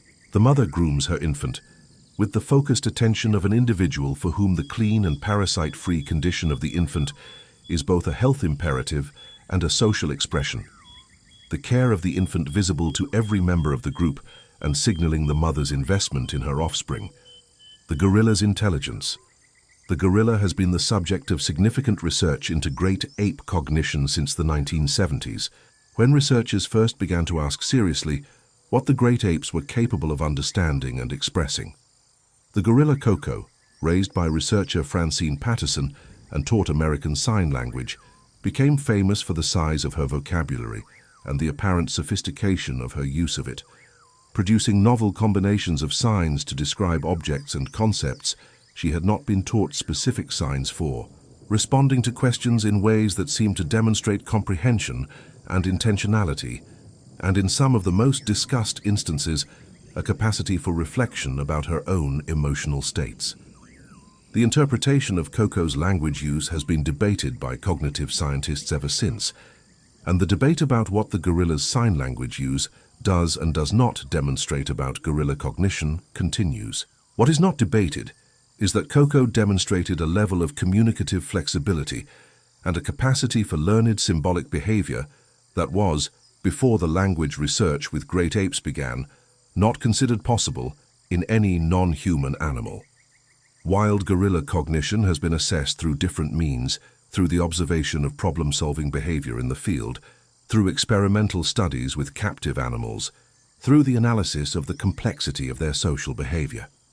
What the research consistently shows is an animal with a working memory, an ability to form categories, a capacity for causal reasoning, and a level of social intelligence that tracks the behavior and the intentions of specific other individuals over long periods. The gorilla remembers, it anticipates, it makes inferences about what other individuals know and intend. These capacities are not human capacities, they are not human level, but they are the same capacities operating through the same neural architecture at a level of sophistication that places the gorilla clearly in the category of cognitively complex animals whose inner lives are not simply reflexive, not simply stimulus and response, but involve something that functions like representation, like memory of specific past events, like anticipation of specific future ones. The gorilla's voice. The gorilla is not, as popular imagery suggests, a particularly loud animal in its normal social life. The dramatic chest-beating display is the exception. The normal acoustic communication of the gorilla group is quiet, intimate, suited to the proximity in which the group members live. The belch vocalization, a low rumbling sound produced during feeding and resting, is the most common gorilla vocalization, a contact call that says, "I am here, I am relaxed, all is well." A continuous low-level acoustic signal that maintains the group's awareness of each member's location and emotional state without requiring visual contact through the dense vegetation. The infants produce a range of vocalizations that are more obviously emotional, whimpers when distressed, screams when frightened, the pleasure sounds of nursing. The silverback's vocalizations include the belch, and also a deep rumble of contentment and a sharp bark of alarm, and the building hoots of the display sequence, a vocal repertoire that covers the range of social situations a gorilla encounters, and that is like the vocalizations of all the great apes, learned rather than entirely innate, each individual developing its specific vocal expressions through experience in the social group. The gorilla and the human gaze. When a gorilla looks at you, it is a different experience from being looked at by almost any other animal. The eyes are set in a face that is recognizably a face, framed by the wide, flat features of the gorilla's skull, in a way that does not look like a human face, but that is clearly of the same general type. A face that has a nose and eyes and a mouth arranged in approximately the same spatial relationships as a human face. The eyes set forward in the skull for the stereoscopic vision that the climbing life of the primate ancestor required. The gorilla's eyes are dark brown, the iris barely distinguishable from the pupil in low light. The eyes large and round and set under the prominent brow ridge that gives the gorilla its characteristic stern expression even when the animal is completely relaxed. When the gorilla looks at you, it is looking at you with an intelligence that you can feel, a directed attention that is evaluating you, placing you in the context of the gorilla's social world, assessing what you are and what you intend, and whether you are a threat or an irrelevance or something more interesting than either. The researchers who have habituated gorilla groups to human presence for tourism and research describe the first moment of full mutual gaze with a habituated gorilla as one of the defining experiences of their professional lives. The moment when the distance between the human and the gorilla collapses, and what remains is two animals of the same basic type looking at each other across 8 million years of separate history. The gorilla does not have language. It does not have the capacity for the abstract reasoning that produces language and technology and civilization. But in that gaze, in the moment of the mutual attention, there is something that is not easily named, but that is not nothing. Something that the researchers who have felt it have called recognition, the experience of being known by something other than a human, seen by it, assessed by it, found interesting or uninteresting or threatening or unthreatening, the relationship between two intelligences that share a common origin. The forest at night. We return to the sleeping group. The light has been gone for hours now, and the forest is in the darkness that is complete beneath the canopy. The stars invisible through the leaves, the only light the faint luminescence of certain fungi on the forest floor, and the occasional brief flash of a firefly in the understory. The gorillas are asleep in their nests, the breathing of the large bodies audible in the quiet. The infant occasionally making a small sound as it shifts position against its mother.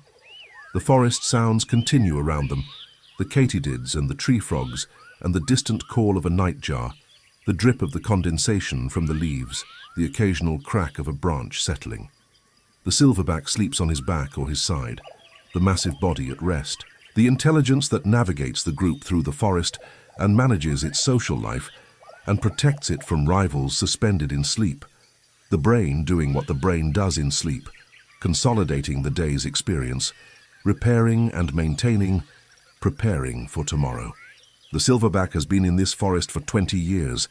He was born here, in this range, in this group, to a mother whose own range he now travels in modified form, the slight adjustments of each generation's ranging patterns accumulating over time into the cultural knowledge of the lineage. He knows this forest the way you know a room in your house, in the dark, by feel, and by the specific knowledge of where everything is, where the fruit trees are and where the clearings are and where the slopes are too steep for comfortable travel and where the water is in the dry season.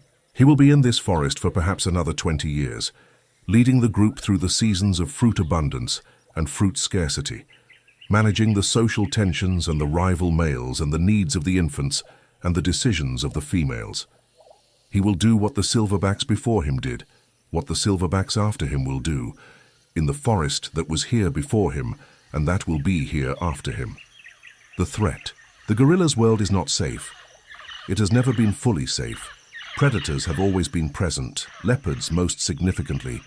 The only large predator capable of taking a gorilla, taking primarily the infants and the juveniles and the isolated individuals, the predator that the group's cohesion and the silverback's vigilance and the display's deterrence function are all partly directed against.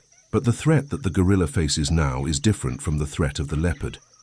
The threat now comes from outside the forest's ecology, from the loss of the forest itself to the expanding agricultural frontier, from the hunting of gorillas for the bushmeat trade that supplies protein to the growing human populations of Central Africa, from the infectious diseases to which the gorilla, with its genetic proximity to humans, is catastrophically vulnerable, from the conflict and instability in the region that disrupts the conservation infrastructure that has kept the gorilla populations alive. Ebola, the hemorrhagic fever that has killed more gorillas than any other disease in the past 30 years, erupting periodically through gorilla populations in the Congo Basin and the forests of Gabon and Cameroon, killing 60 to 90% of the individuals it infects, moving through a gorilla group like a fire through dry wood, leaving behind it a silence where there was community.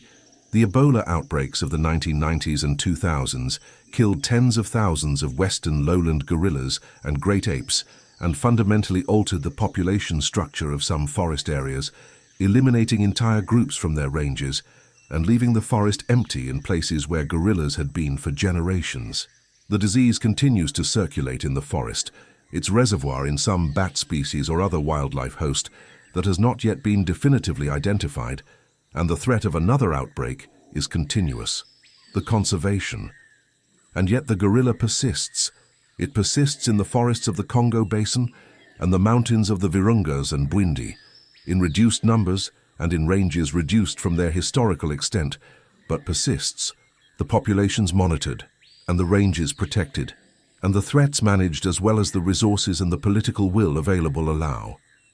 The mountain gorilla's recovery from 600 individuals in the 1980s to more than 1,000 today is the result of sustained conservation effort, of the veterinary interventions that have treated injured and sick individuals, of the anti-poaching patrols that have protected the forest, of the community conservation programs that have given the people living adjacent to the gorilla forest an economic interest in its preservation, of the tourism revenue that has made the gorilla worth more alive than dead to the governments and the communities that share its range, the people who work in gorilla conservation, the trackers who follow the groups every day through the dense forest, the veterinarians who treat the injured animals, the rangers who patrol the boundaries of the parks, the researchers who spend years in the field building the knowledge base that informs the conservation, the community liaison officers who work with the farmers and the schools and the local leaders adjacent to the parks, the government officials who make and implement the policies that protect the forest.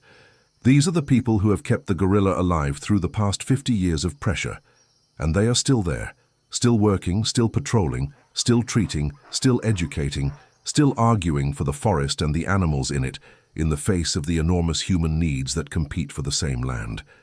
The gorilla does not know about conservation. It does not know that it is endangered. It does not know that the humans who come to watch it from a respectful distance and who pay a substantial fee for the privilege are part of the economic argument for its survival. It does not know that the trackers who follow it every day and record its behavior and its health status are maintaining a data set that will be used to inform decisions about its future. It lives in the forest the way it has always lived in the forest, following the silverback, eating the fruit, building the nest, nursing the infant, grooming and playing and displaying and sleeping, the daily rhythms of a life that is fully occupied by the demands of being a gorilla in a forest, which is demanding enough and sufficient enough that there is no room in it for awareness of the larger context, the human world pressing in from every direction, the forest shrinking, the climate shifting, the future uncertain. The gorilla is fully present. This is what the people who spend time with habituated gorilla groups consistently report: the quality of the gorilla's attention to its immediate environment, the focus on the social and the physical world directly around it, the complete investment in the present moment that is the gorilla's natural state. The gorilla is not worried about tomorrow. It is not calculating next year. It is eating this fruit, grooming this companion, watching this infant, navigating this social dynamic, building this nest. The present is total. The gorilla is always exactly where it is. Let your breathing slow now to the rhythm of that presence, the complete absorption in the moment that the gorilla inhabits, the quality of attention that requires no effort because it is not directed at anything other than what is immediately here. The forest is quiet around the sleeping group. The night sounds are constant and familiar. The silverback's breathing is deep and slow. The infant is tucked against its mother. The juveniles are still. The forest is doing what the forest always does, which is to continue to breathe and grow and drip and call and live in all its layers and all its complexity, indifferent to the sleeping mammals in its midst and sustaining them anyway, as it has sustained the gorillas that have slept in its nests for millions of years. 8 million years of sleeping in the forest, 8 million years of building the night nest and closing the eyes and letting the forest sounds be the last thing heard before the sleep comes. 8 million years of the same darkness and the same sounds and the same slow breathing of the social group at rest, the infants tucked against their mothers and the silverback in his large nest, and the forest going on around all of them, as it always has, as it will continue to, for as long as the forest is there and the gorillas are in it. Be still now. Let the last thought settle. Let the breathing slow to the level of the gorilla's breathing in its nest, deep and slow and regular. The breathing of a large warm-blooded animal fully at rest in a familiar place, fully embedded in a social group, fully secure in the knowledge that the night is normal and the forest is safe, and the morning will come with its fruit and its movement and its social complexity, as it always does, as it has always done. The gorilla is asleep. The forest is around it. The darkness is full of the forest's sounds. and you are very nearly asleep. The night is quiet. The breathing has found the rhythm that belongs to the deep hours, the rhythm of the body at its most settled, the mind at its most distant from the day. The gorilla is in its nest in the forest in Central Africa, 8 million years of evolutionary history, pressing it gently into the bent branches of its bed, the infant sleeping against the mother, the silverback's eyes closed, the silver fur of his back catching no light, because there is no light to catch. The forest breathes, the group breathes, you breathe, sleep now. The gorilla is in the forest is old, the night holds everything. Sleep. The Virunga volcanoes, the chain of 8 volcanoes that straddles the borders of Rwanda, Uganda, and the Democratic Republic of Congo, rising from the floor of the Albertine Rift to altitudes above 4,000 meters, the peaks of some still smoking, the flanks covered in a mosaic of bamboo forest and Hagenia woodland, and Afro-alpine heath, and the dense mixed forest that the mountain gorillas prefer. The Virungas have a history of violence and a history of conservation that are intertwined in ways that are difficult to separate. The park that protects the Congolese portion of the gorilla range, Virunga National Park, is Africa's oldest national park, established in 1925, and it has been the site of conflict and crisis for decades, the instability of the region and the resources within the park making it a focus of the armed groups that have operated in eastern Congo since the 1990s. Rangers have been killed protecting it. Gorillas have been killed within it. The park has been invaded and occupied and damaged by forces that the conservation community has had to work around and negotiate with, and sometimes confront directly. And still the gorillas are there. Still the rangers patrol. Still the researchers follow the groups through the bamboo forests and the Hagenia woodland. Still the tourism brings visitors from around the world to sit for an hour in the company of a habituated family group, paying the fees that support the conservation that has kept the mountain gorilla alive. The daily range. The gorilla group does not travel far in a day by the standards of some large mammals. The average daily range of a mountain gorilla group is perhaps 1 to 2 kilometers. The movement slow and interrupted by the extended feeding bouts that occupy most of the morning and afternoon.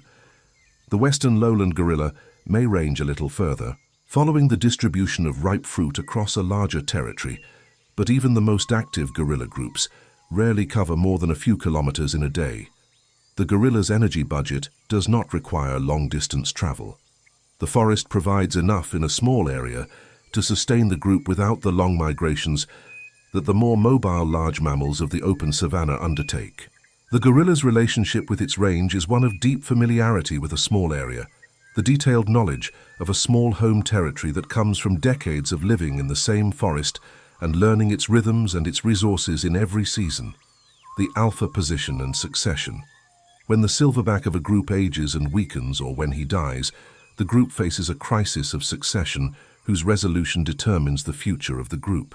A young silverback from within the group, if one has been tolerated by the dominant male as a subordinate, may take over the group's leadership, or a rival male from outside may challenge for and win the group, in a confrontation that is rarely fatal but that is physically severe. The two large males fighting with a ferocity and a noise that reverberates through the forest.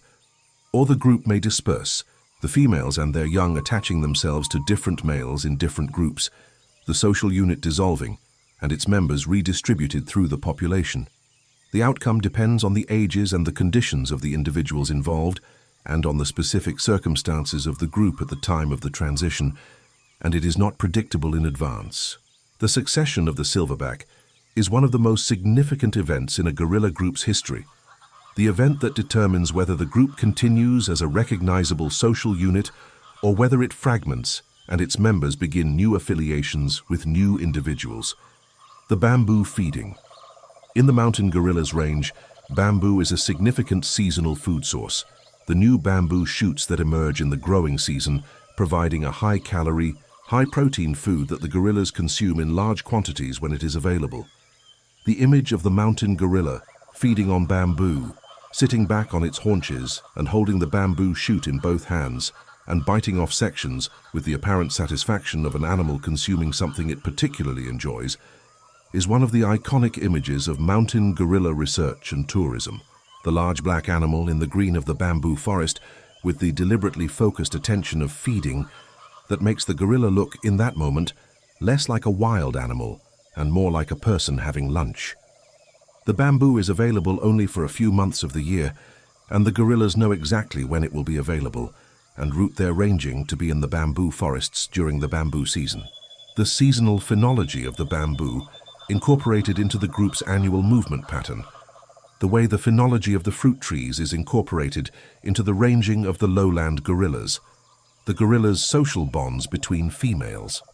Much of the research and the documentation of gorilla social life has focused on the silverback and on his relationship with the group, because he is the most visible and the most dramatic figure in the social structure. But the relationships between the adult females in a group are also significant, more complex and more varied than the simple model of a harem organized around the male suggests. Females form bonds with each other that persist over years, bonds that are expressed in grooming preferences and in proximity and in the cooperative defense of their offspring against threats. Females with stronger bonds to each other are more likely to support each other in disputes, more likely to be found near each other during the day's travel, more likely to groom each other in preference to other group members. The females are not simply the silverback's companions. They are social actors with their own relationships and their own social strategies, each one managing her position in the group and her relationships with the other females and with the silverback in ways that serve her own reproductive interests and the interests of her offspring. The female transfer. A striking feature of gorilla social organization is that females typically do not stay in their natal group for life. When they reach reproductive maturity, at about 8 years old, female gorillas often transfer out of the group they were born into and join a different group or a solitary silverback who is attempting to establish a new group. The transfer is the female's choice. She leaves voluntarily, assessing the available options, the quality of the silverback, the size and composition of the group, the apparent fitness of the males she encounters during the ranging that brings her into contact with neighboring groups. The transfer behavior means that the social groups of gorillas are not composed of closely related females, as they are in many other social mammals where females are the philopatric sex. Gorilla groups are composed of females who have come from different natal groups and who are not necessarily closely related to each other, the social bonds between them being bonds of familiarity and association rather than kinship. The gorillas laugh, or what functions as a laugh. In play, particularly rough and tumble play between juveniles or between juveniles and adults, gorillas produce a panting vocalization during the exhalation that is structurally similar to human laughter, produced in the same behavioral contexts in which human laughter occurs. During positive social interactions and during play, associated with the relaxed open mouth expression that primates use to signal non-aggression and playful intent. Whether this vocalization is the evolutionary precursor of human laughter, or whether the two evolved independently from a common ancestor's vocalization, in the same behavioral context is a question of primate evolution that is not fully resolved. What is clear is that gorillas make a sound in play that looks and sounds like laughter, that it occurs when they are having what appears to be fun, and that the observer who hears it for the first time has an immediate and involuntary recognition of it as something familiar, something from their own species' emotional repertoire expressed in a different body, in a different forest, in a different time. The ancient forest. The Congo Basin rainforest is the second largest tropical rainforest in the world, after the Amazon, covering approximately 3 million square kilometers and holding within it a biological diversity that is among the richest on Earth, thousands of plant species and hundreds of mammal species, and thousands of bird species and insects and amphibians, in numbers that have not been fully catalogued.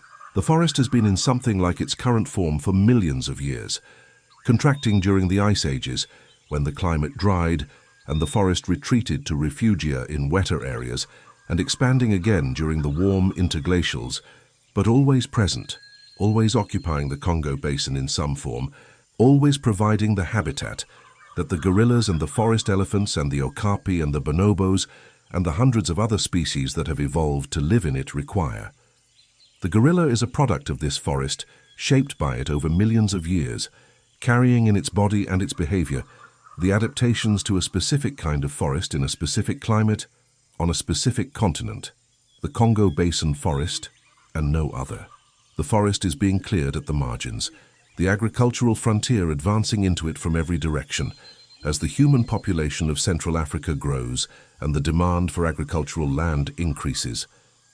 The rate of deforestation in the Congo Basin is lower than in many other tropical forest regions because the Congo Basin countries are among the poorest in the world, and the infrastructure for large-scale commercial agricultural expansion has been limited. But it is not zero, and it is increasing. And the forest that the gorillas have inhabited for millions of years is smaller than it was 100 years ago, and smaller still than it was 1,000 years ago. The edges eaten away by the expanding human presence in a process that is slow by human timescales, but fast by the timescales of the evolutionary history of the gorilla. The forest absorbs carbon. The Congo Basin forest is one of the largest carbon sinks on Earth, absorbing an estimated 600 million tons of carbon dioxide from the atmosphere every year. The trees incorporating the carbon into their wood and their roots, and the soil beneath them in the accumulation that has been going on since the forest established itself after the last glaciation. The gorilla, moving through this forest and eating its fruit and depositing its seeds and enriching the soil with its dung, is part of the system that maintains this carbon sink, one of the many organisms whose activity sustains the health and the productivity of the forest, and whose absence would alter the forest's function in ways that would reduce its capacity to absorb carbon and to sustain the diversity of life that depends on it. The gorilla is not only an animal of intrinsic value, a thing worth preserving, because it is extraordinary, and because it is our relative, and because its existence enriches the world. The gorilla is an ecological actor, a functional part of a system that provides services to the entire planet.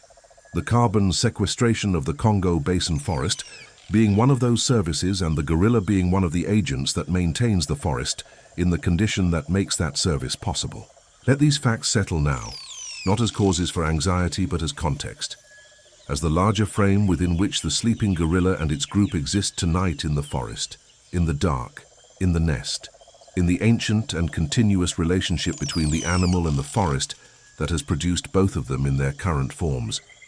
The gorilla is sleeping, the forest is continuing, the carbon is being absorbed. The seeds are in the dung deposited today and will germinate in the coming season. The infants are nursing and growing. The silverback is sleeping and will wake tomorrow and lead the group to the food that he knows is there, because he has been there before, because his mother was there before him, because the forest has been there for all of it and holds the memory of all of it in its composition. The night is deep now, and the breathing has found its rest, and the thoughts are few and gentle. The gorilla family is asleep in the Congo Basin forest, in the dark and the quiet of the equatorial night, and you are somewhere else, but in the same night. The same dark, the same planetary night that covers everything from the forest to wherever you are. The same continuous dark in which the gorilla sleeps and the forest breathes, and the carbon moves and the seeds wait to germinate, and the whole enormous system of life on this planet continues in its ancient patterns. Sleep. The gorilla is in the forest. The forest is old. The silverback is breathing in his nest. The infant is against its mother. The dark holds everything. Sleep now. The forest is there. The gorilla is there. 8 million years of sleeping in the forest, and tonight is one more night in that long, unbroken sequence. The nest is built, the eyes are closed, the forest is quiet, the group is together. Sleep. The gorilla and the rain again. Because rain is so much a part of the gorilla's life that it deserves more than one mention. The equatorial forest is defined by its rainfall, and the gorilla that lives in it has spent its entire existence in a world that is wet more often than it is dry, a world where the ground is never fully dry, where the vegetation retains water on its surfaces after rain and deposits it on the gorilla's fur as it passes through, where the streams are constant and the wallows are accessible, and the morning dew on the leaves provides a source of fresh water that the gorillas use, licking the moisture from the surfaces of the large leaves in the early morning when the dew is heavy. The gorilla's relationship with water is not the crisis management relationship of an animal that lives in a dry environment and must travel to find water. It is a relationship of constant availability. The water always nearby, always accessible. The gorilla's biological systems calibrated for a world in which hydration is not a problem, and the management of excess moisture rather than the pursuit of scarce moisture is the relevant challenge. The body of the gorilla. The physical dimensions of what the gorilla is. An adult male gorilla weighs between 140 and 200 kilograms, the variation reflecting age and the specific subspecies and individual condition. The silverback is the largest primate on Earth. He is wider across the shoulders than most human beings are tall. His arms, used in knuckle walking, are longer in proportion to his body than human arms are. The extra length and adaptation to the climbing life of the primate ancestor that the gorilla has not entirely abandoned despite its predominantly terrestrial lifestyle. His canine teeth, the long pointed teeth in the upper and lower jaw that are visible in threat displays, are much larger in males than in females, a sexually dimorphic feature that functions in male-male competition, the large canines being part of the display apparatus and the threat assessment rather than primarily a feeding tool. Because the gorilla's diet of vegetation and fruit does not require large canines, and the difference in canine size between males and females is too large to be explained by feeding differences alone. The smell of the gorilla. The researchers who work with habituated gorilla groups describe the smell of the gorilla as one of the immediate and indelible features of the encounter, a smell that is strong and distinctive, and that is, like the smells of all large mammals, an honest signal of the animal's physiological state and social condition, the stress hormones producing a sharper, more pungent smell than the baseline and the relaxed animal producing a musk that is strong but not alarming. The smell of a silverback's armpit glands, which produce a secretion that is involved in social signaling, and that the silverback distributes by rubbing against trees and vegetation in his range, is one of the most intense biological odors that any researcher in primate fieldwork encounters. A smell that carries information about the individual, its size, its hormonal state, its social position, and that other gorillas read and respond to in ways that reflect the information the smell carries.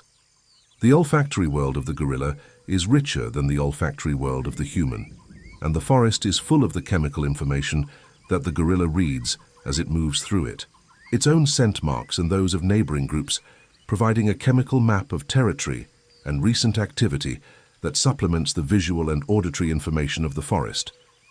The gorilla's relationship with fire, unlike chimpanzees, which have been observed to be fascinated by fire and to approach and monitor controlled burns in their range with an apparent calm that suggests familiarity rather than fear. Gorillas have not been systematically studied in the context of fire, and the literature on gorilla responses to fire is sparse. What is known from the experiences of the communities that live near gorilla forest is that gorillas will move away from fires in their range, retreating deeper into the forest as the smoke and the heat approach, and that they return to burned areas quickly after the fire has passed to exploit the new growth that follows burning, the fresh vegetation that comes up in the weeks after a fire, providing a temporary abundance of the young leaves and shoots that the gorilla prefers. The gorilla's response to fire is practical, neither the fearful flight of an animal with no experience of fire, nor the fascinated engagement of an animal that is beginning to understand fire's utility, but the pragmatic retreat and return of an animal that has been dealing with lightning fires in its forest range for millions of years, and that has learned, in the evolutionary sense, to move away from the immediate danger and return to the post-fire abundance. The bonobo comparison. The gorilla's relationship with the bonobo, the other great ape of the Congo Basin, is a relationship of different forests and different ecologies rather than of direct social interaction, because the gorilla and the bonobo do not have overlapping ranges. The bonobo living south of the Congo River, in a forest that the gorilla does not penetrate, the two species separated by the river that is too wide and too swift for either to cross with any regularity. The bonobo is sometimes called the hippie ape, the peaceful ape, the ape that resolves social tension through sexual behavior rather than through aggression. And the contrast between the bonobo's social system and the gorillas is often drawn to illustrate the range of social solutions that the great ape lineage has produced. The gorilla's social life, organized around the dominance of the silverback and the management of competition through display and threat, is one solution. The bonobo's social life, organized around female alliances and the sexual resolution of conflict, is another. Both work. Both have been sustaining populations of great apes in the Congo Basin for millions of years. The forest is large enough for both solutions. The habituation process. Before gorilla groups can be observed closely by researchers or visited by tourists, they must be habituated to human presence, a process that takes 2 years or more, and that involves the daily approach of trackers to the group, the gradual reduction of the group's alarm responses as the trackers become familiar, the slow acceptance of human observers at close range that produces the remarkable experience of sitting with a habituated group as the gorillas go about their business a few meters away, apparently unconcerned by the presence of the quietly seated humans. The habituation process is careful and gradual, and it requires skill and patience and a deep knowledge of gorilla behavior to manage correctly, reading the group's signals and adjusting the approach to avoid pushing the animals past their tolerance. When it is complete, the habituated group treats the human observers as a familiar and non-threatening part of the environment. The gorillas moving around the seated observers, the infants approaching out of curiosity, the silverback occasionally making the short charge that is part of his management of any novel element in his range, the charge stopping a few meters from the observers and giving way to a return to whatever the silverback was doing before he decided to demonstrate his dominance. The tourist and the gorilla. The gorilla tourism that generates the revenue that funds the conservation that has kept the mountain gorilla alive is a carefully managed encounter, strictly limited in the number of humans permitted per group per day, strictly time limited to 1 hour of observation, strictly monitored for the health protocols that prevent the transmission of human respiratory diseases to the gorillas, who have no immunity to the common cold that could be fatal in a gorilla population. The tourists who pay the substantial permit fees to sit for an hour with a mountain gorilla group in the Virungas or in Bwindi describe the experience with a consistency of language that reflects the consistent nature of the encounter. They say it changed them. They say they did not expect to be moved in the way they were moved.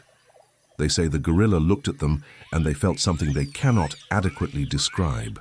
They say it was one of the most significant experiences of their lives. Some of them become the advocates and the donors and the volunteers who sustain the conservation effort after they return home, the hour in the forest translating into the ongoing support that the conservation depends on.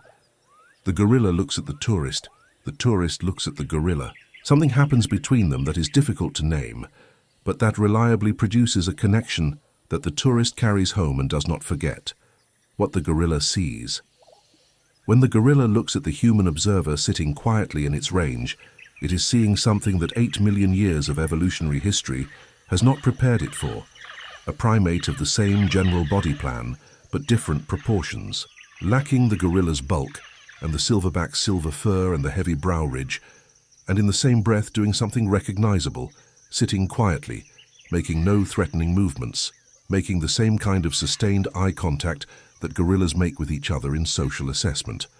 The gorilla assesses the observer with the same cognitive apparatus it uses to assess every other individual in its social world, placing the observer in a category, determining the level of threat or interest the observer represents, adjusting its behavior in response to that assessment. The observer is categorized as neither threatening nor interesting enough to attend to continuously, and the gorilla returns to what it was doing. The social life of the group unfolding in the presence of the observers as if the observers were simply another feature of the environment, which is what they have become through the habituation process. The long list of what we do not know. The gorilla has been studied seriously for only about 60 years, since the pioneer work of George Schaller in the 1950s and Dian Fossey from 1967, and 60 years is not long enough to answer all the questions about a species whose individuals live for 40 years, and whose social groups persist over decades, and whose cultural traditions may be transmitted over generations. We do not fully understand the gorilla's cognitive capacity for self-recognition or theory of mind. We do not fully understand the function of all of its vocalizations. We do not fully understand the mechanisms of group fusion and fission, the conditions under which groups split or merge. We do not fully understand the gorilla's parasite ecology and the health implications of the parasite communities that live in and on it. We do not fully understand the long-term effects of climate change on the forest ecology that sustains it, and therefore on the gorilla's future. The gorilla is not fully known. It is not fully understood. It is an animal that continues to surprise the researchers who study it, that produces behaviors that require revision of the current models, that reveals in each decade of study something that the previous decade did not know. The gorilla is still surprising us, and this is both a reason for humility about what we think we know and a reason for continued attention, because the surprises have consistently moved in the direction of greater complexity, greater intelligence, greater social sophistication than the models predicted. The night in the forest is settling toward the deepest hours now, the hours when the calls of even the nocturnal animals become less frequent, and the forest has the quality of holding its breath. The way a deep forest at 4 in the morning has a stillness that is different from any other stillness, a depth of quiet that is the quiet of a complex system at its minimum activity. The millions of organisms that constitute the forest's life, all at whatever minimum they reach in the cycle of the day and the night. The photosynthesis stopped, the insects at their least active, the mammals at their deepest sleep. The drip of the water from leaf to leaf, the only continuous sound. The gorilla is in this stillness, in the center of it, in the nest in the forest in the dark of Central Africa, and the infant is sleeping, and the silverback is sleeping, and the forest is breathing, and the carbon is being absorbed, and the seeds that were deposited yesterday in the dung of the feeding gorillas are beginning the slow chemical process of stratification that will eventually trigger their germination. Life is continuing at the cellular and the chemical level, even in the stillness of the deep night. The processes that constitute life not pausing, even when the organisms that house them are fully asleep. You are fully asleep now, or nearly. The night is the same night that covers the forest, and the gorilla, and the infant in its mother's arms, and the silverback in his large nest, and the juveniles in their smaller nests at the edges of the resting cluster. The same dark, the same quiet, the same planetary night that covers everything and holds everything, and from which the morning comes, as it always comes, as it has always come, for 8 million years of gorilla mornings in the African forest. The silverback will wake tomorrow and lead the group to the food. The infant will nurse and grow. The forest will continue. And you will wake, as the gorilla wakes, into the morning that follows this night, into whatever your day holds, carrying in your body the rest that the night provides, the rest that 8 million years of evolution has built the body to receive and to use, the rest that is the foundation of everything the day requires. Sleep now. The gorilla is in the forest. The forest is old. The dark holds everything. The morning will come. Sleep. The gorilla and the other animals of the forest. The Congo Basin forest is not a monoculture of gorillas. It is a community of hundreds of species interacting in complex webs of dependence and competition and mutual accommodation, and the gorilla is one part of that community, a significant part, a part that shapes the forest's structure and composition in measurable ways, but one part among many. The forest elephant, moving through the same forest on paths that have been used by elephants for centuries, opens the canopy where it pushes through the vegetation and creates the clearings where light reaches the forest floor and the plants that require direct sunlight grow. The leopard, the gorilla's most significant predator, is present in the forest in low densities, hunting primarily at night and targeting the smaller and the more vulnerable animals, but occasionally taking a gorilla infant or a juvenile that has strayed from the group. The okapi, the forest giraffe, browses in the understory of the same forest, its striped hindquarters and its long prehensile tongue giving it access to the vegetation of a different layer from the gorilla's preferred feeding zone. All of them together, the gorilla and the elephant and the leopard and the okapi and the thousands of other species, constitute the Congo Basin forest ecosystem, each one playing its specific functional role. each one dependent on the others in ways that are more complex and more interconnected than any simple description can capture. The gorilla's seed dispersal sustains the fruit trees that feed the gorilla, and also the forest pigs and the squirrels and the birds that eat the same fruit. The gorilla's dung enriches the soil that supports the forest floor vegetation that feeds the forest buffalo and the bongo antelope and the forest joikas. The gorilla's ranging opens the vegetation along the paths it uses regularly and creates the micro-disturbances that allow particular plant species to establish themselves and that contribute to the patchwork of the forest's composition. The gorilla is not simply living in the forest, it is, in the accumulated actions of its daily life, helping to create the forest, maintaining it, shaping it into the specific form that its specific community of organisms requires. The sound of the forest at dawn. If you have ever been in a tropical forest at the moment of first light, you know that the transition from night to dawn is one of the most dramatic acoustic events that the natural world produces. The first light triggering a cascade of calls from the birds and frogs that have been waiting, in some biological sense, for the precise moment of the light's threshold to begin the dawn chorus that fills the forest from the ground to the canopy with a density and a variety and a volume of sound that has no equivalent in the temperate world. The dawn chorus of the Congo Basin forest is one of the most complex acoustic events on Earth, hundreds of species calling simultaneously in overlapping patterns of frequency and timing that sound to the human ear like chaos, but that are, to the species involved, a structured communication environment in which each signal is specific and recognizable and serves a specific function, the males establishing territory and advertising their fitness, and the females assessing the signals, and the predators listening for the specific distress calls that indicate prey in difficulty. The gorilla wakes into this sound. The silverback opens his eyes as the first light reaches the nest, and the forest begins its morning acoustic performance. And the sound of the forest at dawn is the sound that the silverback has been waking to for every morning of his 20-year life. The same species, the same patterns, the familiar acoustic landscape of the known forest that is as much a part of home as the specific trees and the specific roots and the specific faces of the group members. The familiar sounds of the forest at dawn are the sensory equivalent of waking in your own bed, in your own room, in your own home. The sounds of the known place at the known time, signaling safety and continuity and the beginning of another day in the life that the gorilla leads. The female gorilla's choice. Much of the discussion of gorilla social life centers on the silverback, the dominant male, the decision maker. But the females in a gorilla group are not passive recipients of the silverback's decisions.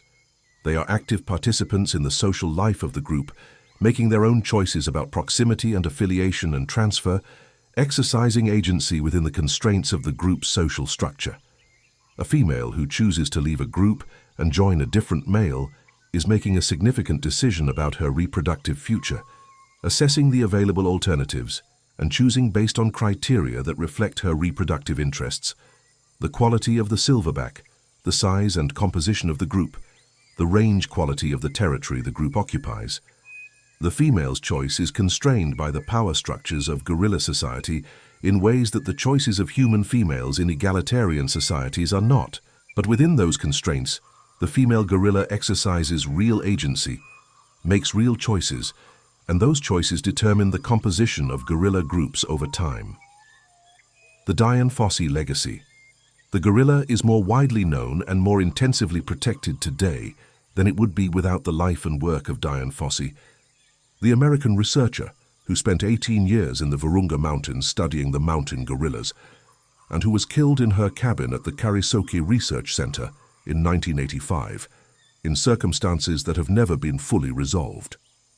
Fossey was not the first person to study gorillas scientifically, but she was the person who brought the mountain gorilla's existence and its endangerment to the attention of the world in a way that no previous researcher had managed, through her research publications and her popular writing and the National Geographic coverage of her work that reached millions of people, and created the mountain gorilla as a subject of public concern and public affection. The Gorillas in the Mist film that told her story, released in 1988, extended that awareness to an even larger audience, and produced a generation of people who knew what mountain gorillas were and why they mattered, and who carried that knowledge and that concern into their adult lives and their decisions about conservation. Fossey's methods were sometimes controversial.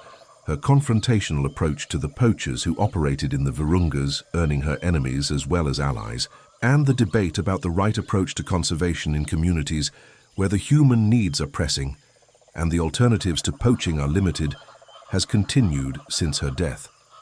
But the population of mountain gorillas is larger now than it was when she began her work, and the research infrastructure at Karisoke and the conservation framework for the Virungas that she helped to build are still functioning, still generating the data and the protection that the mountain gorilla's survival requires. Her name is still invoked in the conservation discussions of the Virungas and in the classrooms where conservation biology is taught. And the gorillas she named and whose social lives she documented in her journals are the ancestors of the gorillas that are alive and being observed and protected in the Virungas today. The breath of the sleeping forest. The Congo Basin forest, because of its size and its density, contributes more to the global water cycle than any other terrestrial ecosystem except the Amazon. The evapotranspiration of the forest, the water that the trees draw from the soil and release through their leaves in the process of photosynthesis, contributes moisture to the atmosphere that becomes rain, falling not only within the forest, but also further downwind. The forest creating its own rain through the water it releases, a biological process that modulates the regional climate and sustains the productivity of the agricultural lands that surround the forest. The gorilla, moving through this forest and contributing to its maintenance through its seed dispersal and its nutrient cycling, is part of the biological machinery that keeps this water cycle running, one small part of the enormous and complex process by which the forest breathes, and in breathing creates the conditions for its own continuation. The resting posture of the gorilla. When the gorilla sits in its afternoon rest, after the morning's feeding and before the afternoon's feeding, it adopts a posture that is familiar in the same way that many gorilla postures are familiar, sitting upright with the legs loosely crossed or extended, the arms resting on the knees or hanging at the sides, the head forward and slightly down, in the attitude of an animal that is fully relaxed but not fully inattentive, still monitoring the environment with the peripheral awareness that is the gorilla's baseline state when it is not actively feeding or traveling.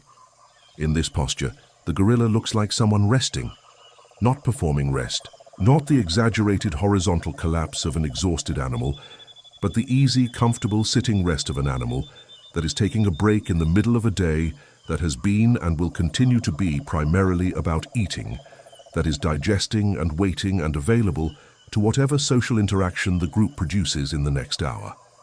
The gorilla in its rest posture is the most immediately recognizable of all the gorilla's postures, the one that most consistently triggers in human observers the recognition of something known, something familiar, something that belongs to the same biological category as themselves. Let your body settle into that same quality of rest now, the comfortable sitting or lying that is not the tension of effort and not the dissolution of unconsciousness, but the middle state, the state of the body fully supported and the mind loosely present and the breathing slow and even. The gorilla is in that state, in its nest, in the forest, in the night. You are in that state, in your own place, in your own night. The biological similarity between you is 46% different DNA and 54% the same.